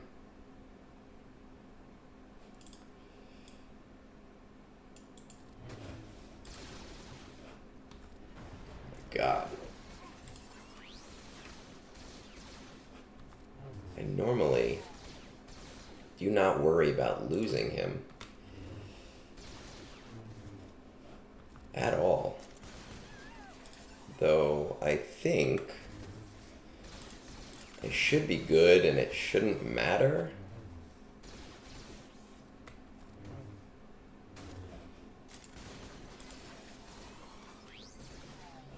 I think I should be able to get the points that I need.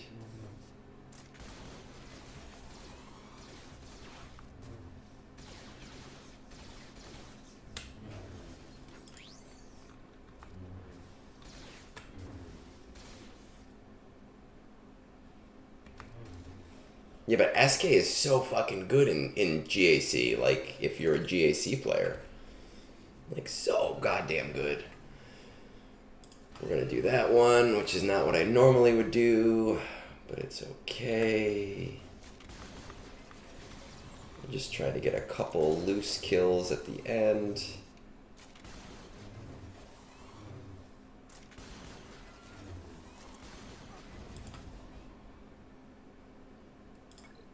Really wish it would show me how close I am. Perfect. Got my reward. Got where I needed that.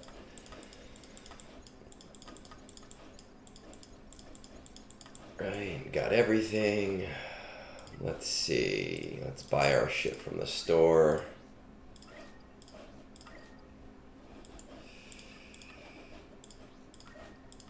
Finally running out of that currency.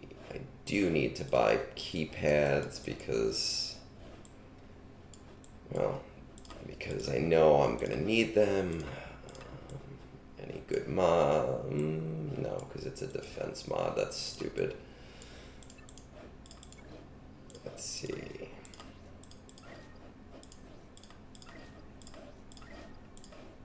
Burning through my currencies.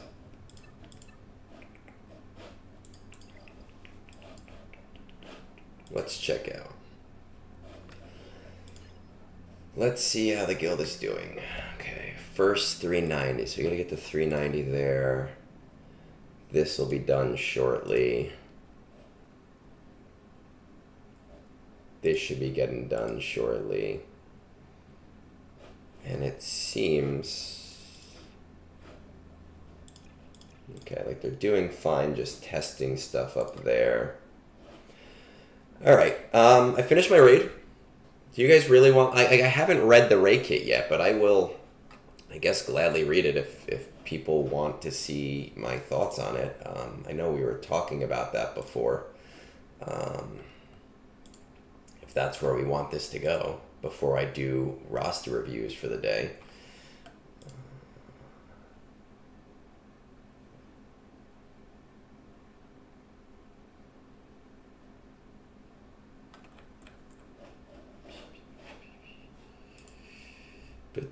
Alright, we'll do it. Let's see. I guess I have to read it, right? I have to find out.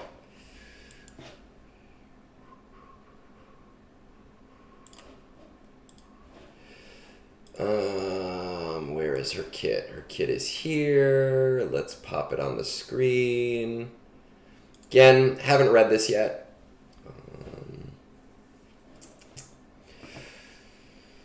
Haven't seen it. Let's see. Dark Side Ray version. Attacker, First Order Sith. Okay, fun.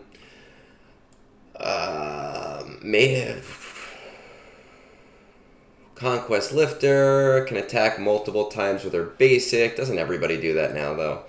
Her GAC Omicrons can prevent First Order allies from being defeated until Ray becomes targetable, allowing the team the opportunity to respond to powerful opening plays. Okay, I don't know what that means, but sure. Inspiration for the Corrupted Reflection animation came from the scene in The Last Jedi where Rey snaps her fingers and her reflection follows suit. We considered putting Force Lightning on Galactic Legend Rey's kit, but in the end that doesn't really fit the version. What? Galactic Legend Rey's kit? Did nobody mention that? Oh, okay, I get what they're saying. So when they considered it when they did the original Galactic Legend Rey, but in the end it didn't fit the version, so they're doing it for Rey. Okay, that makes sense. Malevolent Lineage can stealth squish your allies and potentially force enemies on undesirable options. If an ally is defeated, timing up Rey for the killing blow on the appropriate enemy can bring your ally back. Wonderful. Lots more revives. We love revives. Her Omicron on Don't Be Afraid of Who You Are allows First Order allies with advantage to ignore taunt effects, allowing high priority targets to be focused down. Conquest, SLKR crew, wonderful. Blank slate, brief scene. We saw violent, aggressive, don't care. Abilities, no art ready yet. Interesting. They're just like running with it. Surrender to Darkness. Deal physical damage twice to target enemy. This attack ignores 50% protection. If this enemy had full health and protection at the start of this attack again. On her turn, if she deals at least 3 instances of damages, target enemy is feared. So basically early in the game, early in a battle, if you attack with her, she'll be inflicting fear. It's less likely as we go on. Corrupted Reflection, deal physical damage to all enemies. Then attack target enemy again if there's a defeated enemy. First Order allies gain Retaliate and Retribution for 2 turns. If Supreme Leader Kylo Ren is the ally in the leader slot, he gains 10 ultimate charge. Okay, so we're going to supercharge Kylo Ren getting his ultimate, but I feel like he already gets his ultimate rather fast. And they counterattack a lot as is, so, I mean, it seems good so far, but not like, oh my god, this is amazing. Special 2, Malevolent Lineage, Zeta and Omicron, deal true damage to all enemies split among them, which is very similar to Rey's ult. If all allies are First Order and there's any version of Kylo Ren in the allied leader slot, shock all enemies for 1 turn. Okay, that's good. He is called to assist. Then all other non-taunting First Order allies not in the leader slot gain stealth for 1 turn. Okay. If Supreme Leader Kylo Ren is the ally in the leader slot, he gains 5 siphon per enemy and 100% defense. So supercharging his siphon is very nice. I will definitely give that. Shock can't be dispelled with the Omicron. Enemies defeated by this ability can't be revived. Remove 100% turn meter from all characters. So like Moff Gideon. Enemies with bonus protection up, or shield up reduce their max health and max protection by 20%, excluding Galactic Legends and raid bosses for the rest of the encounter. If there is any version of Kylo Ren in the allied leader slot, all First Order allies recover 50% health and protection. So a full TM reset is pretty nice.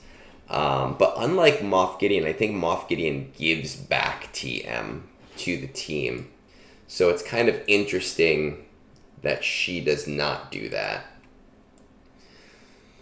Unique 1, don't be afraid of who you are. Ray has 25% critical chance and critical damage. Ray's abilities can't be evaded. While Ray has a retaliate, she recovers protection at the end of the turn equal to 100% of the damage she received. While Ray has, she recovers at the end of the turn. At the end of her turn? Or she just recovers 100% of the damage and protection she received on every fucking turn. While Ray is debuffed, she gains 5. So if she, like, cause the way that this reads is if she has retaliate, she just can't die. Unless they mean her turn. Okay, because it doesn't say at the end of it says at the end of the turn. It just says at the end of the turn. You know what? I forgot about that with First Order. That is right. With if Supreme Leader Kylo Ren is in the leader slot, they will get stronger with the TM lost.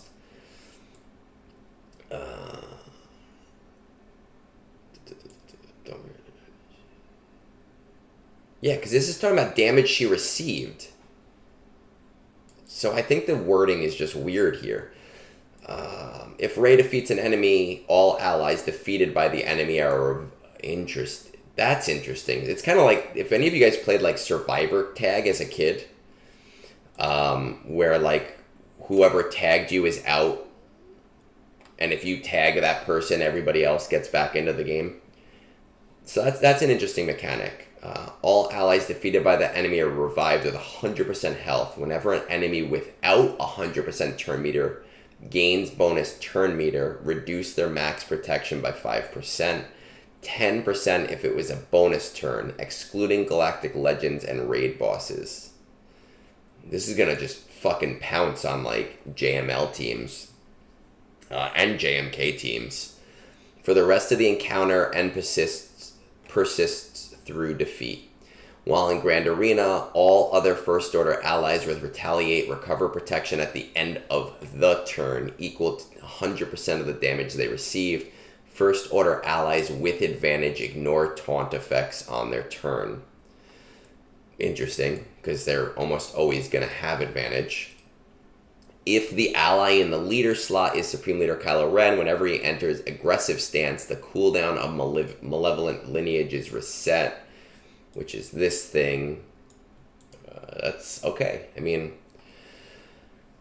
in our nature, if all allies are First Order at the start of battle, Rey gains 100% max health. That's crazy. At the start of the encounter, if the ally in the leader slot is any version of Kylo Ren, Rey is untargetable until all enemies have taken a turn or are defeated.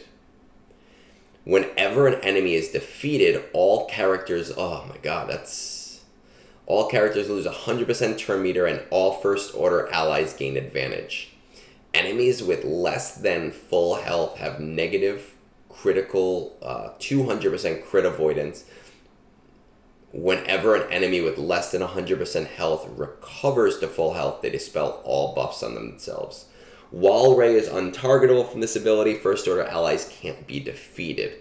While an enemy is less than full health, they can't recover protection. Whenever a First Order ally is inflicted with a debuff, they lose 1% turn meter. Whenever a First Order ally is inflicted with a debuff, they lose one. Oh my goodness, that's interesting. Once per turn and gain 1% offense. I mean, she seems fucking nice. I'm gonna get her, so like, yay for me. I will always finish Conquest. She's gonna completely pounce on the majority of Galactic, because so many Galactic Legends have some sort of bonus TM mechanic or TM train mechanic. Jabba's gonna get completely destroyed by this. I'm wondering if this is kind of like the only thing that's gonna beat this is like Ahsoka, at least for now. I wish that the ability art was ready, because I think that that's where this would be really cool to look at.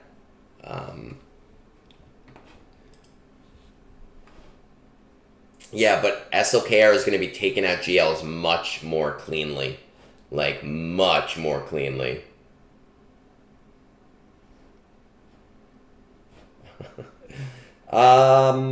You know what, Mwampa? I see your Discord message. Paul Atreides. I'll go with Paul Atreides. I'll go with that. I'll allow that over fucking Cal Kestis. Oh my god. Baroness, you talk to me in DMs like every day. You slide into my DMs, so I mean, you still have the option of doing that, obviously. Okay, it's actually still pretty early, which is nice. We will be able to get some roster reviews done. So I am going to go refill my coffee cup with some water now, just so that I my throat doesn't hurt. Go vote in the Gungies if you haven't done it already, and I will be back in just about 2 minutes or so. Let's see.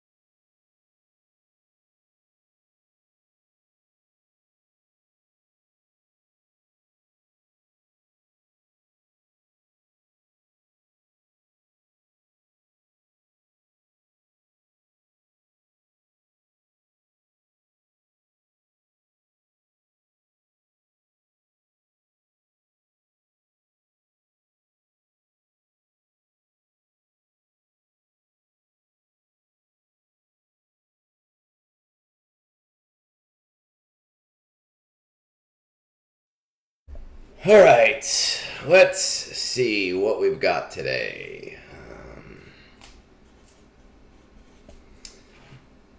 Kastro, Apricot.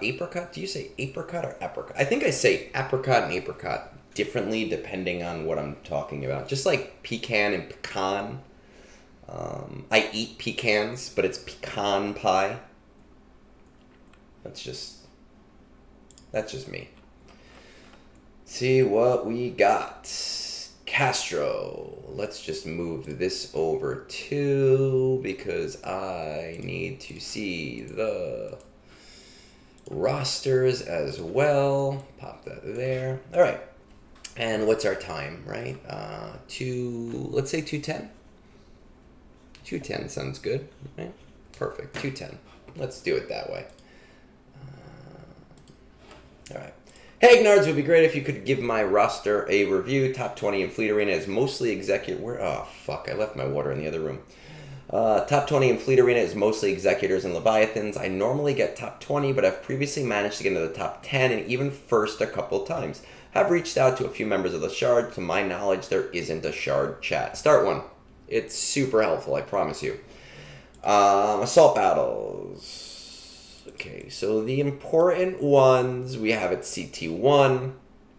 Kind of sucks with Forced Moon and like the way that they're starting to cycle things out, but It is what it is, nothing I can do about that. Currently working on Java's prerequisites while hoarding gear and mats for Jar Jar when his event returns. These days are generally farmed for efficiency and don't have any favorite tunes that I particularly want to focus that aren't a prerequisite for something. My current plan for farms is as follow: Java, JK, Jedi Cal Kestis, Leia, and JMK. I'm not certain who I want to go for after that. Could you provide some advice on who you think I should go for following that?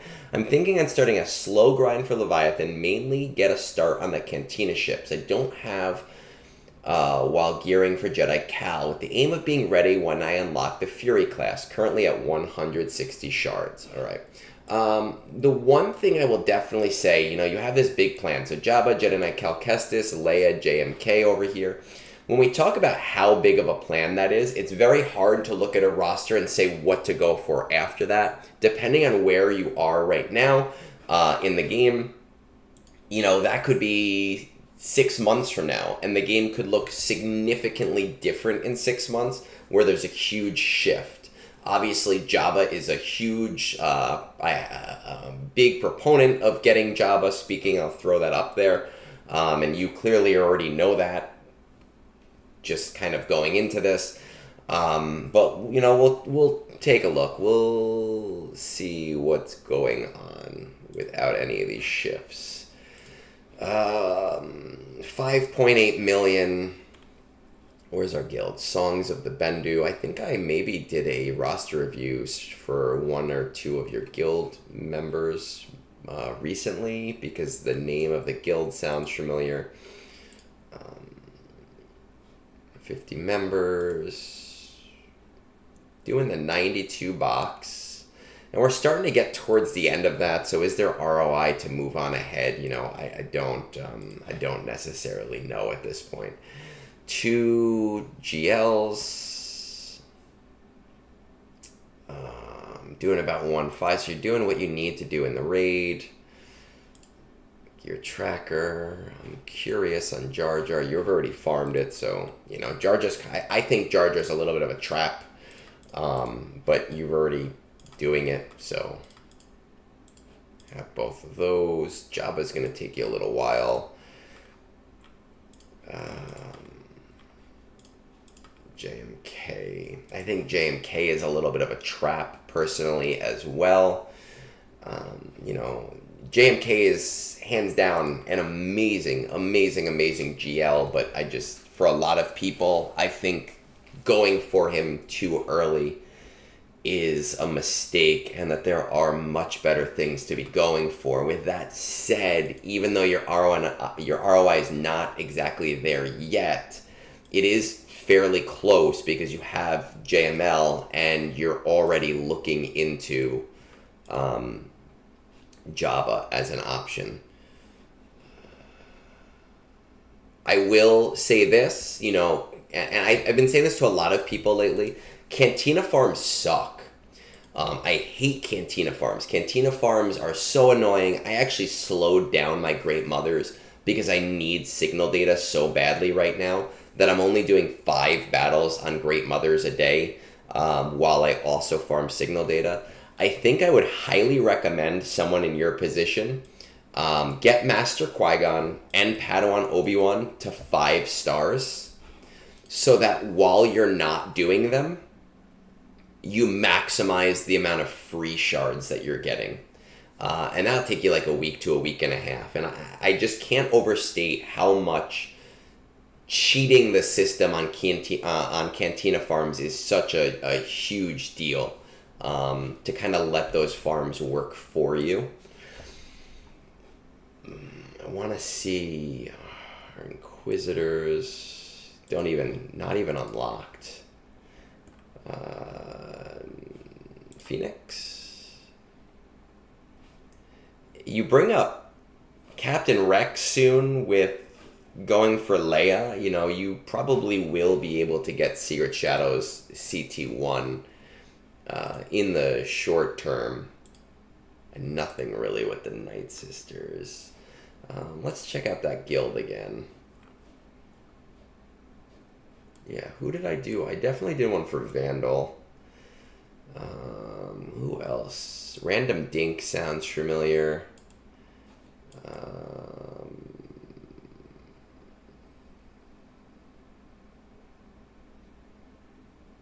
Let's see. Probably those two. Okay, so you are doing TB 25 stars. How is your guild doing on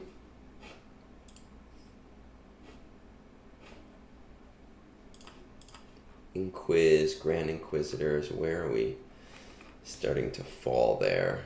Grand Inquisitor. You've got 20 of them. So you're probably starting to move towards wanting to work and get Riva, Third Sister. We're in that early boat. And let's take a look at the bottom end.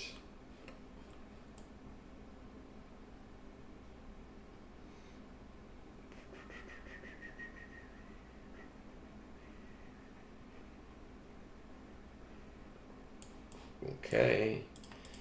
Ships. Have profundity, have executor. And let's see how close we are on Cal. Okay, we have him starred. We have her starred. Don't even have Tarful unlocked. Don't have Marin unlocked. And Saw we don't have unlocked. That's just interesting because I feel like they've rerun. Maybe you just, I'm assuming you have them, but you just haven't activated them. That would be what makes sense in my head. I would say that you want to go for Jabba. Definitely. Jedi Knight Cal Kestis is probably a guild thing. Those Chirotechs can be super, super helpful. So sure, go for Jedi Knight Cal Kestis. Jar Jar, when you get to him, you know, when he comes back out, you already have the unlock, so you might as well. Leia is not a bad option for a GL. After that, I would strongly consider Leviathan over JMK. You know, and you're saying kind of, you know, that you are building up your Fury class now. I don't think it's a bad idea to put a little bit of priority there. Ships win things for you. Staying ahead of the ship meta is one of the most important things that people can do in order to maximize their fleet crystals. And I know that the fleets are in like a really weird place right now, and everybody hates doing their fleet climbs because it sucks because of the tie dagger buff and how it's changed. But being ahead of that fleet meta just can change the game for people. So I would really, really, really strongly recommend Leviathan over JMK. Do you even have Cat? No, but you'll probably unlock her at some point. JMK is nice. Again, one of the best squads in the game, but there's just, it doesn't really branch well into things. The other thing that I would start to consider is I do have a very, very strong feeling that we are looking at a Peridia raid as our next raid. And, you know, if we look at a lot of what you have for that raid, you don't really have anything at all. So I'm not telling you to start that now, but I am telling you that you don't want to get caught with your pants down when they announce this and you don't have any of the new stuff. You don't even have any of like the older stuff that might be available, like Imperial Remnant or Night Sisters. I said Phoenix originally, but it's probably just going to be Spectre now, so really just those characters. It's just something to keep in mind for the future so that you don't get caught with your pants around your ankles. You know, and that's a gamble thing to take on, so I'm not saying start it, but I am saying just keep it in the back of your head. I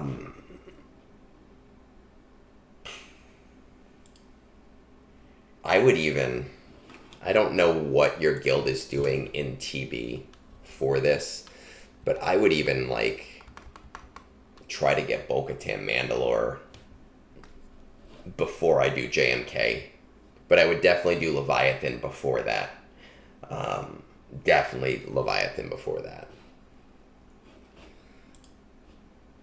Gear tracker. I want to see this. We're far. We're far. Afra's useless. Nobody gives a shit about Afra. Not too bad here.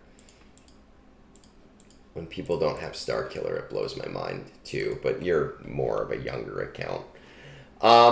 So again, I think you just stay the path that you're on. But the two things, number one, I would very strongly recommend that Leviathan branch after Leia, not you doing JMK. And number two, I would very strongly recommend the Lover Boys just to 5 stars, because any time that you can not do a Cantina farm and still get the character is a perfect opportunity, because signal data is just so important. So wasting maybe a week's worth of signal data now will make up for weeks and weeks and weeks of signal data down the line.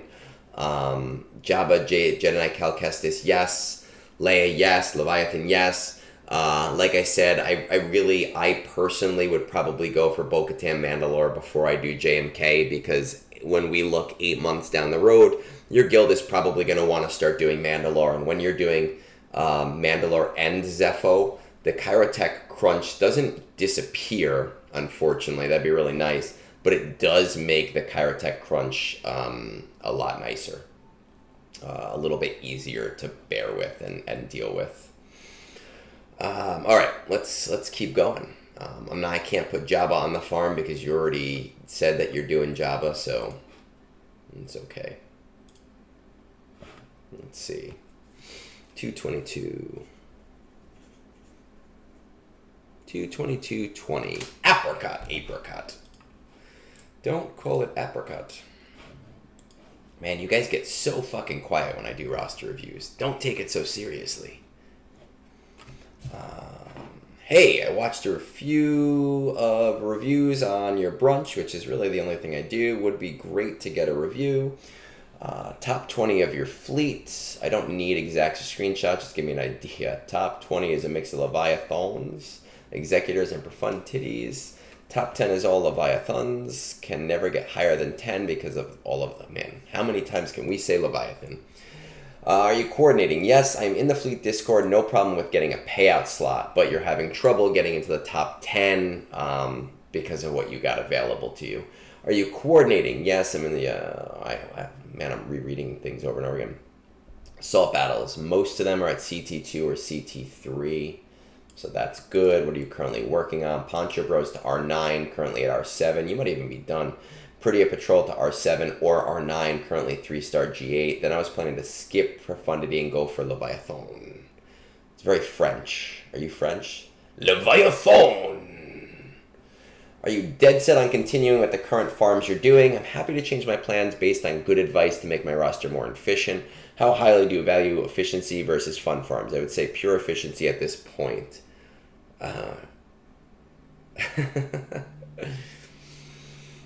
there any favorite characters? Not particularly. No characters come to mind. All right, let us see. We have a 9 million account. 9 million. Oof. Oh, man. Okay. We have Executor at 6 stars. We have the Dick Plate at 5 stars, which really you can't unsee, unfortunately.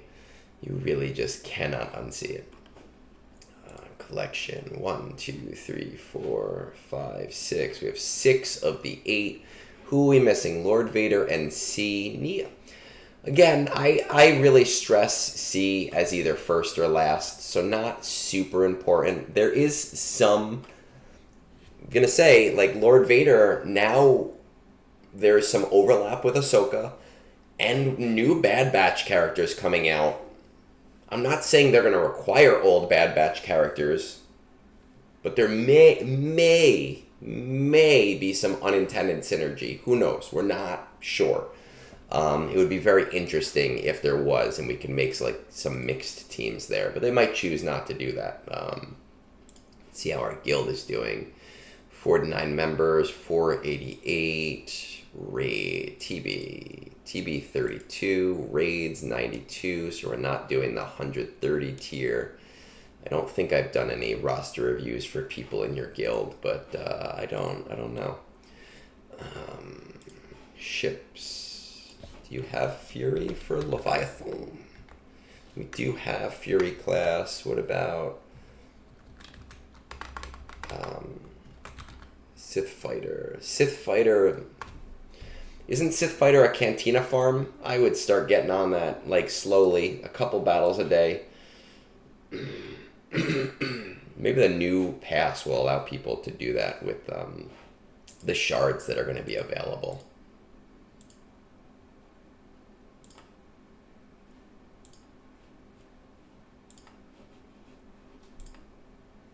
Not terribly far.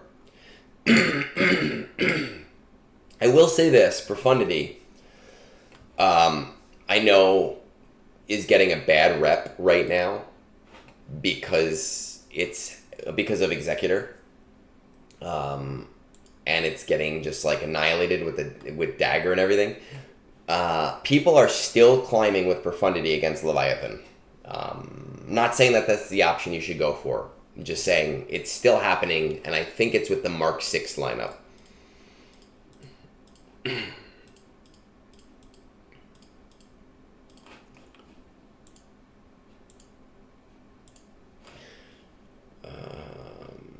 Rebel Round. How are you doing? Dude, if you have Rebel Roundup at CT2 with Jabba, you should be doing Rebel Roundup at CT3. Right? I know you can't use the full comp, I don't think, because Skiff is not a bounty hunter. But you should be able to do Rebel Roundup at CT3, no problem.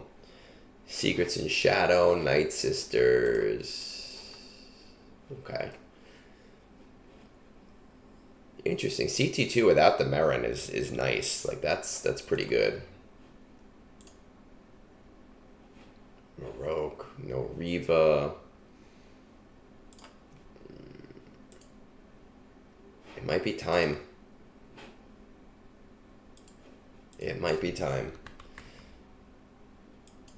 Like, you're probably going to be unlocking Grand Inquisitor soon. And Reva, or your guild is going to be unlocking Reva soon. And Reva just is such a versatile team that completely changes the Inquisitors. It might be time for you to be doing them. Poncho Bros, did you get them to R9 in the time since you posted this? You did. How is your Peridia Patrol?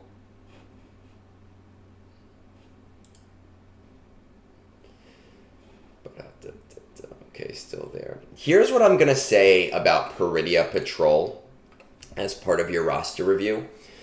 Going to the R7 tier is a really good idea because you need them for Ahsoka anyway. I understand people are nervous about going for the R9 tier, and I'm not saying everyone should do it. I am saying that CG has made R9 so much more important. 3 of them in the first GL that needs R9. All of the TB planets that need R9, which you're not anywhere near yet, but I'm starting to get to that point where I'm near. Kits that are starting to include like things like, oh, at X relic level this happens. They are making it so apparent that they want to increase R9 usefulness. And for me, which is an Adam Driver reference for anyone that gets that one. I see the writing on the wall that I need to pull the trigger on R9ing those 3 characters as soon as I possibly can, so that I can make sure that I get an ROI on that as soon as I possibly can. And it might take 3 years. That might happen, right? I don't know. But I need to make sure that I am maximizing my Relic 9 material. So for me, I'm taking the R9. At 9 million GP in a 488 guild, do you have to take them to R8 or to R9? Maybe not so much. But definitely I would do the R7 tier because you're going to need them for Ahsoka anyway. And I really do strongly believe that we are going to be seeing this stuff with the upcoming raid.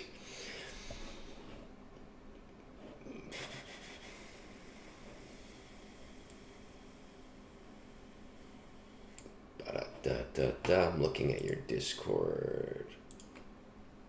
I do think that bringing those guys to R7 for you right now is not your absolute biggest priority. I do think that I would spearhead Leviathan, and I know you're talking about that. I would definitely be doing that. I see the writing on the wall. Ships win things. Ships are important for you as a player, and generally when they mix up the meta, CG, like, they mix up the meta for like 3 or 4 months, and then they introduce a soft counter to things, and that could shift things completely since Punishing One. So I think that Leviathan is a really strong contender for you, and I really do think Inquisitors are a really strong contender for where you are in the game right now. Nena, you saying that you got them for Conquest. Third Sister makes Conquest cheesing so fucking easy. Third Sister lead with Amplify Agonies, it just deletes things. And she's great in GAC and in TW and in TB. You're at that time where your guild should be asking you to do that. I'm surprised that they haven't asked you to do it already. I would definitely strongly consider that. You have, I would say that right now, that Leviathan and Inquisitor are your more primary farms that you should be working on. And I would be strongly working on Ahsoka in the background. Even just 5 battling a day, the Peridia Patrol guys to start. But you're going to need either Balin or Ahsoka at some point. And I think where you are in the game, you have all of the other things available to you. Ahsoka is not a bad move, but Leviathan and Inquisitor should be your strong, get these done now things, and Ahsoka should be kind of like a background thing that you're working towards to get everything done. Will Lord Vader be something in the near future? Maybe, depending on what happens in these next couple of months. But I think that those are your 3 primary farms. 2 primary farms, 1 kind of secondary farm.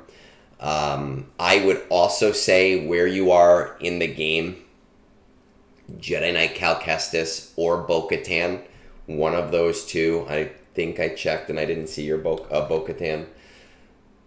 Yeah, one of those 2 things, based on what your guild wants to push for first, would be a smart option.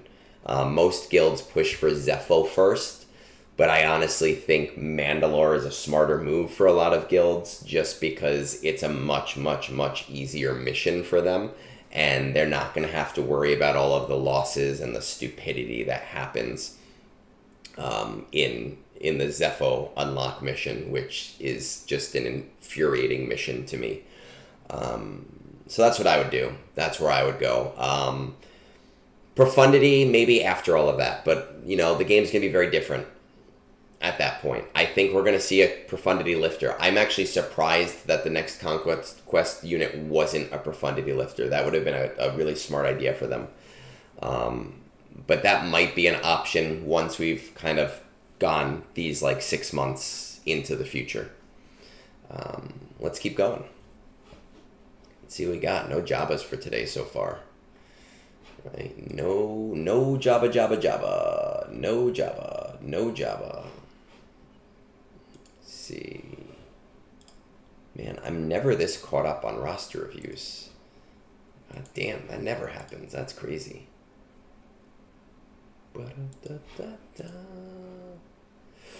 Alright, let's see. Jice. Jice. I don't know how to pronounce shit. You know what? I'm just going to get my water real quick because I forgot it in the other room. Give me a second.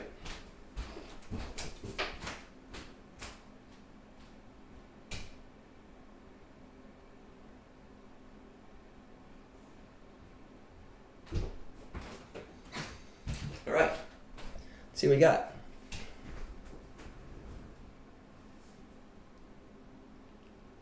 Is there really? That's crazy. I didn't know that. But yeah, Mandalore for me is a smarter move than Zepho, personally. All right, let's see. Dear Egnards, I'm pretty happy with my roster for the time being, but could do with someone else's vision on where to... I feel like I sound like Neve on Catfish. I could do with someone else's vision on where to go or what to strengthen. Mostly Leviathans and Executors with a couple of Profundities here and there. I can comfortably take 5 to 1 each day, either with Profundity or Leviathan. Okay, perfect. Are you coordinating? We got an old Discord where we first coordinated a year or so before Executor landed. Almost no more communication now, but we all know our payout times. Yeah, you don't need to communicate. My Discord never communicates, but the whole purpose of the Discord is just to know each other's payouts. Just 1 or 2 rogue players sniping others from time to time. I'm very rarely bothered by such players. Alright, so high end, because we look at this all CT3s for the most part, right? So that is good. What are you currently working on? Farming JMK's ult, finishing 7-starring BKM requirements onto relics. We will be slowly working towards Ray after getting her Lightspeed bundle. Still missing a lot though. That Lightspeed bundle is coming back, right? I haven't paid attention to the Lightspeed bundles that are coming back. I'm just under the assumption that given that it's the anniversary that we are almost definitely getting that back. Are you dead set on continuing with the current farms you're doing? Dead set on finishing JMK, Jedi Master Kenobi, and BKM.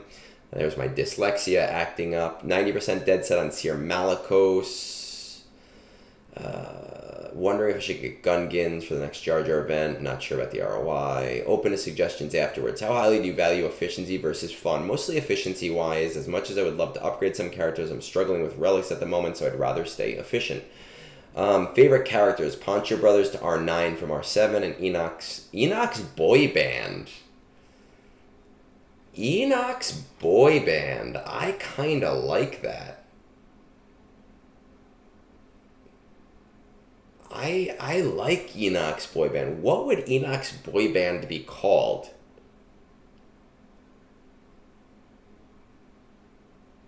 Think about that. Enoch's Boy Band. What kind of pun can we make? 98 degrees. No, wouldn't work. NSYNC. No. Backstreet Boys. Remnant Boys. But that, I mean, it doesn't really scream Backstreet Boys. It just screams stupid nickname.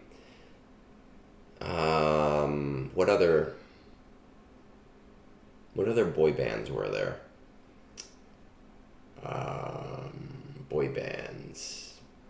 I don't know. But I'm gonna think about it because I like Enoch's Boy Band. But got priorities. Craving for Bad Batch, especially Marauder. May get G11 on the crew. Alright, let's see what we got here. 10.4 million. So we don't have Lord Vader yet. 1, 2, 3, 4, 5, 6. Ray, we are waiting on that bundle.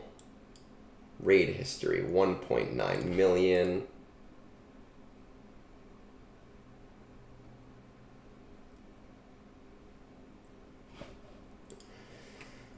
$538 guild.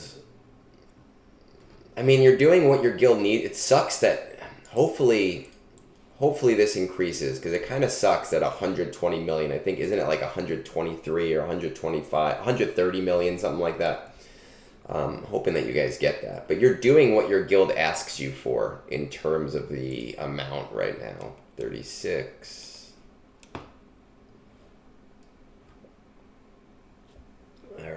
let's see. Not bothering with CT.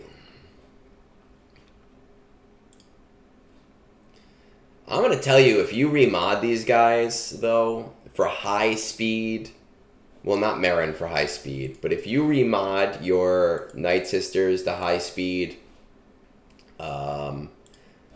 throw just super duper high health on DACA, you might be able to get CT3. I understand the annoyance of it, but it's a possibility. Gungans. I think Gungans are a trap team, and I've been saying that since about the time the raid came out, and that's me, the Gungan guy, telling people that. You know, you don't really need them. You don't really need them as a player right now. We're running into December. We're probably expecting a new raid around February or so, February, March. And we still don't even know when the Jar Jar event is coming back. I don't really necessarily think it is a priority team for you. Did you finish JMK's alt yet? No, you did not finish the alt. Finish 7-starring BKM requirements. How are we doing on that?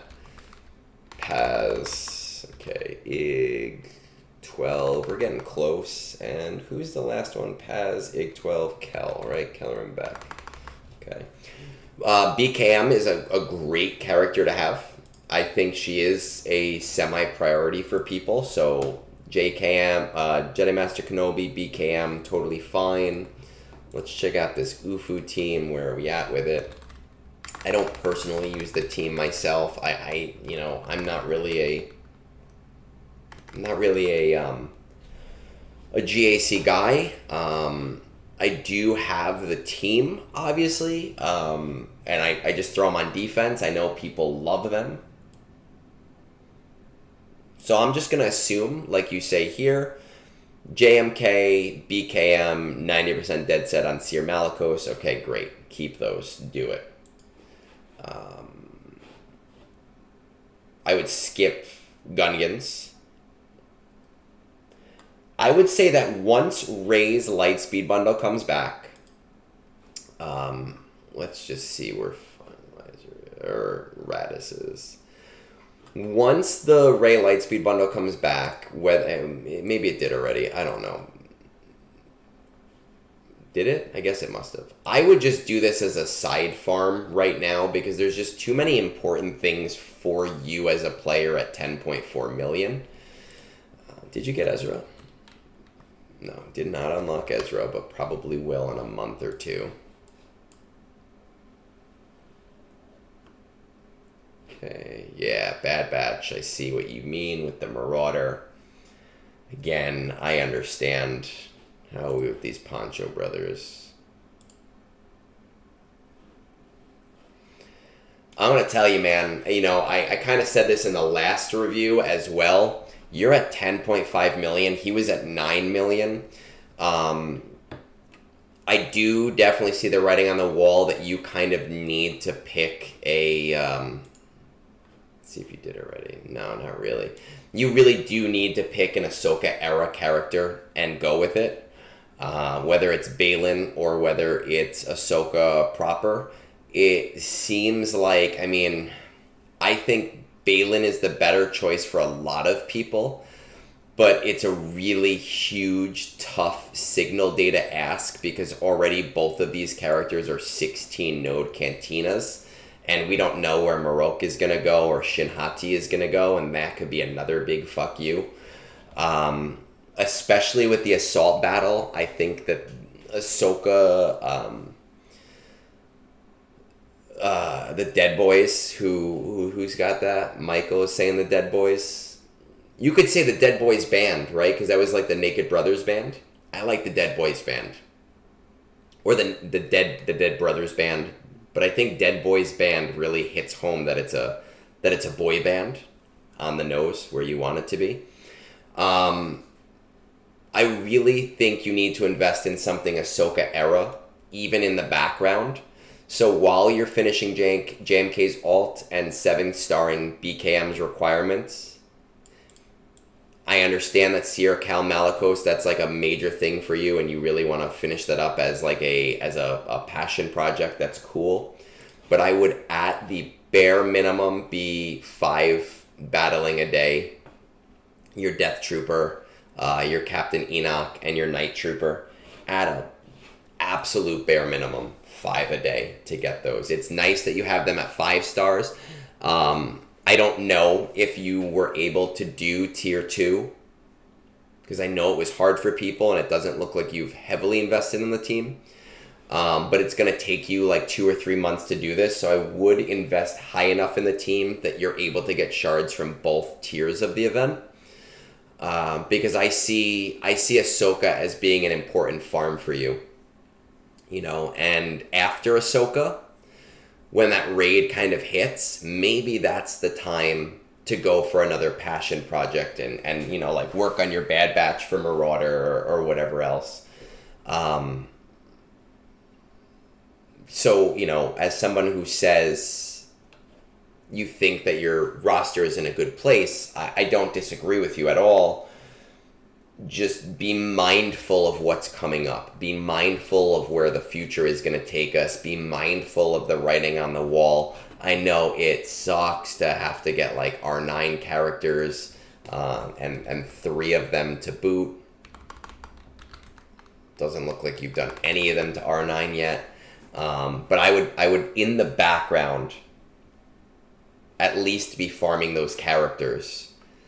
And then you can make a stronger decision on whether you need to fully invest in herself right away or not when she becomes available in about a month, right? And a lot is going to hinge on that. But I would definitely start on the Dead Brothers. I would slow with Rey, right? In the background, kind of work on your Rey. When you finish Rey, I say this to everyone that finishes Rey, don't sleep on Zori.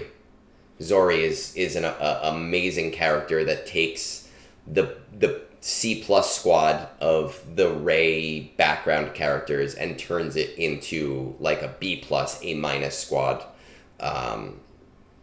So if you're serious about doing that in the background, I would 100% be working towards that. I don't really have much more to say other than Gungans are a trap. I really don't think it's a smart farm for most people. They're a great team. I enjoy them. They're silly. I get it. They're my passion farm.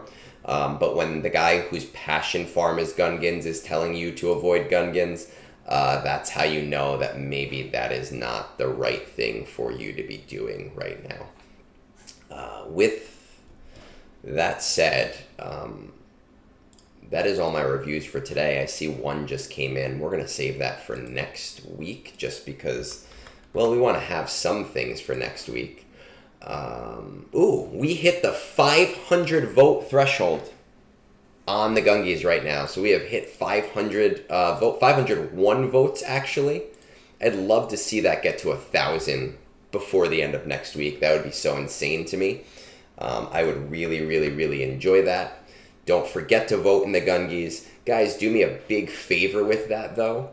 Tell your guilds. Post it in your guild discords. It's nice. All of the content creators have been posting it in their discords, and I love that. That's awesome. I love that they're supporting this. But there are people that don't go on creator discords. Post in your guild discord. Get permission from your guild leaders. Say, hey, the Gungies are coming. This is exciting. We want to make this a huge event. The bigger we make this event, the more likely I have been talking to Toyota about Arnold and getting him involved.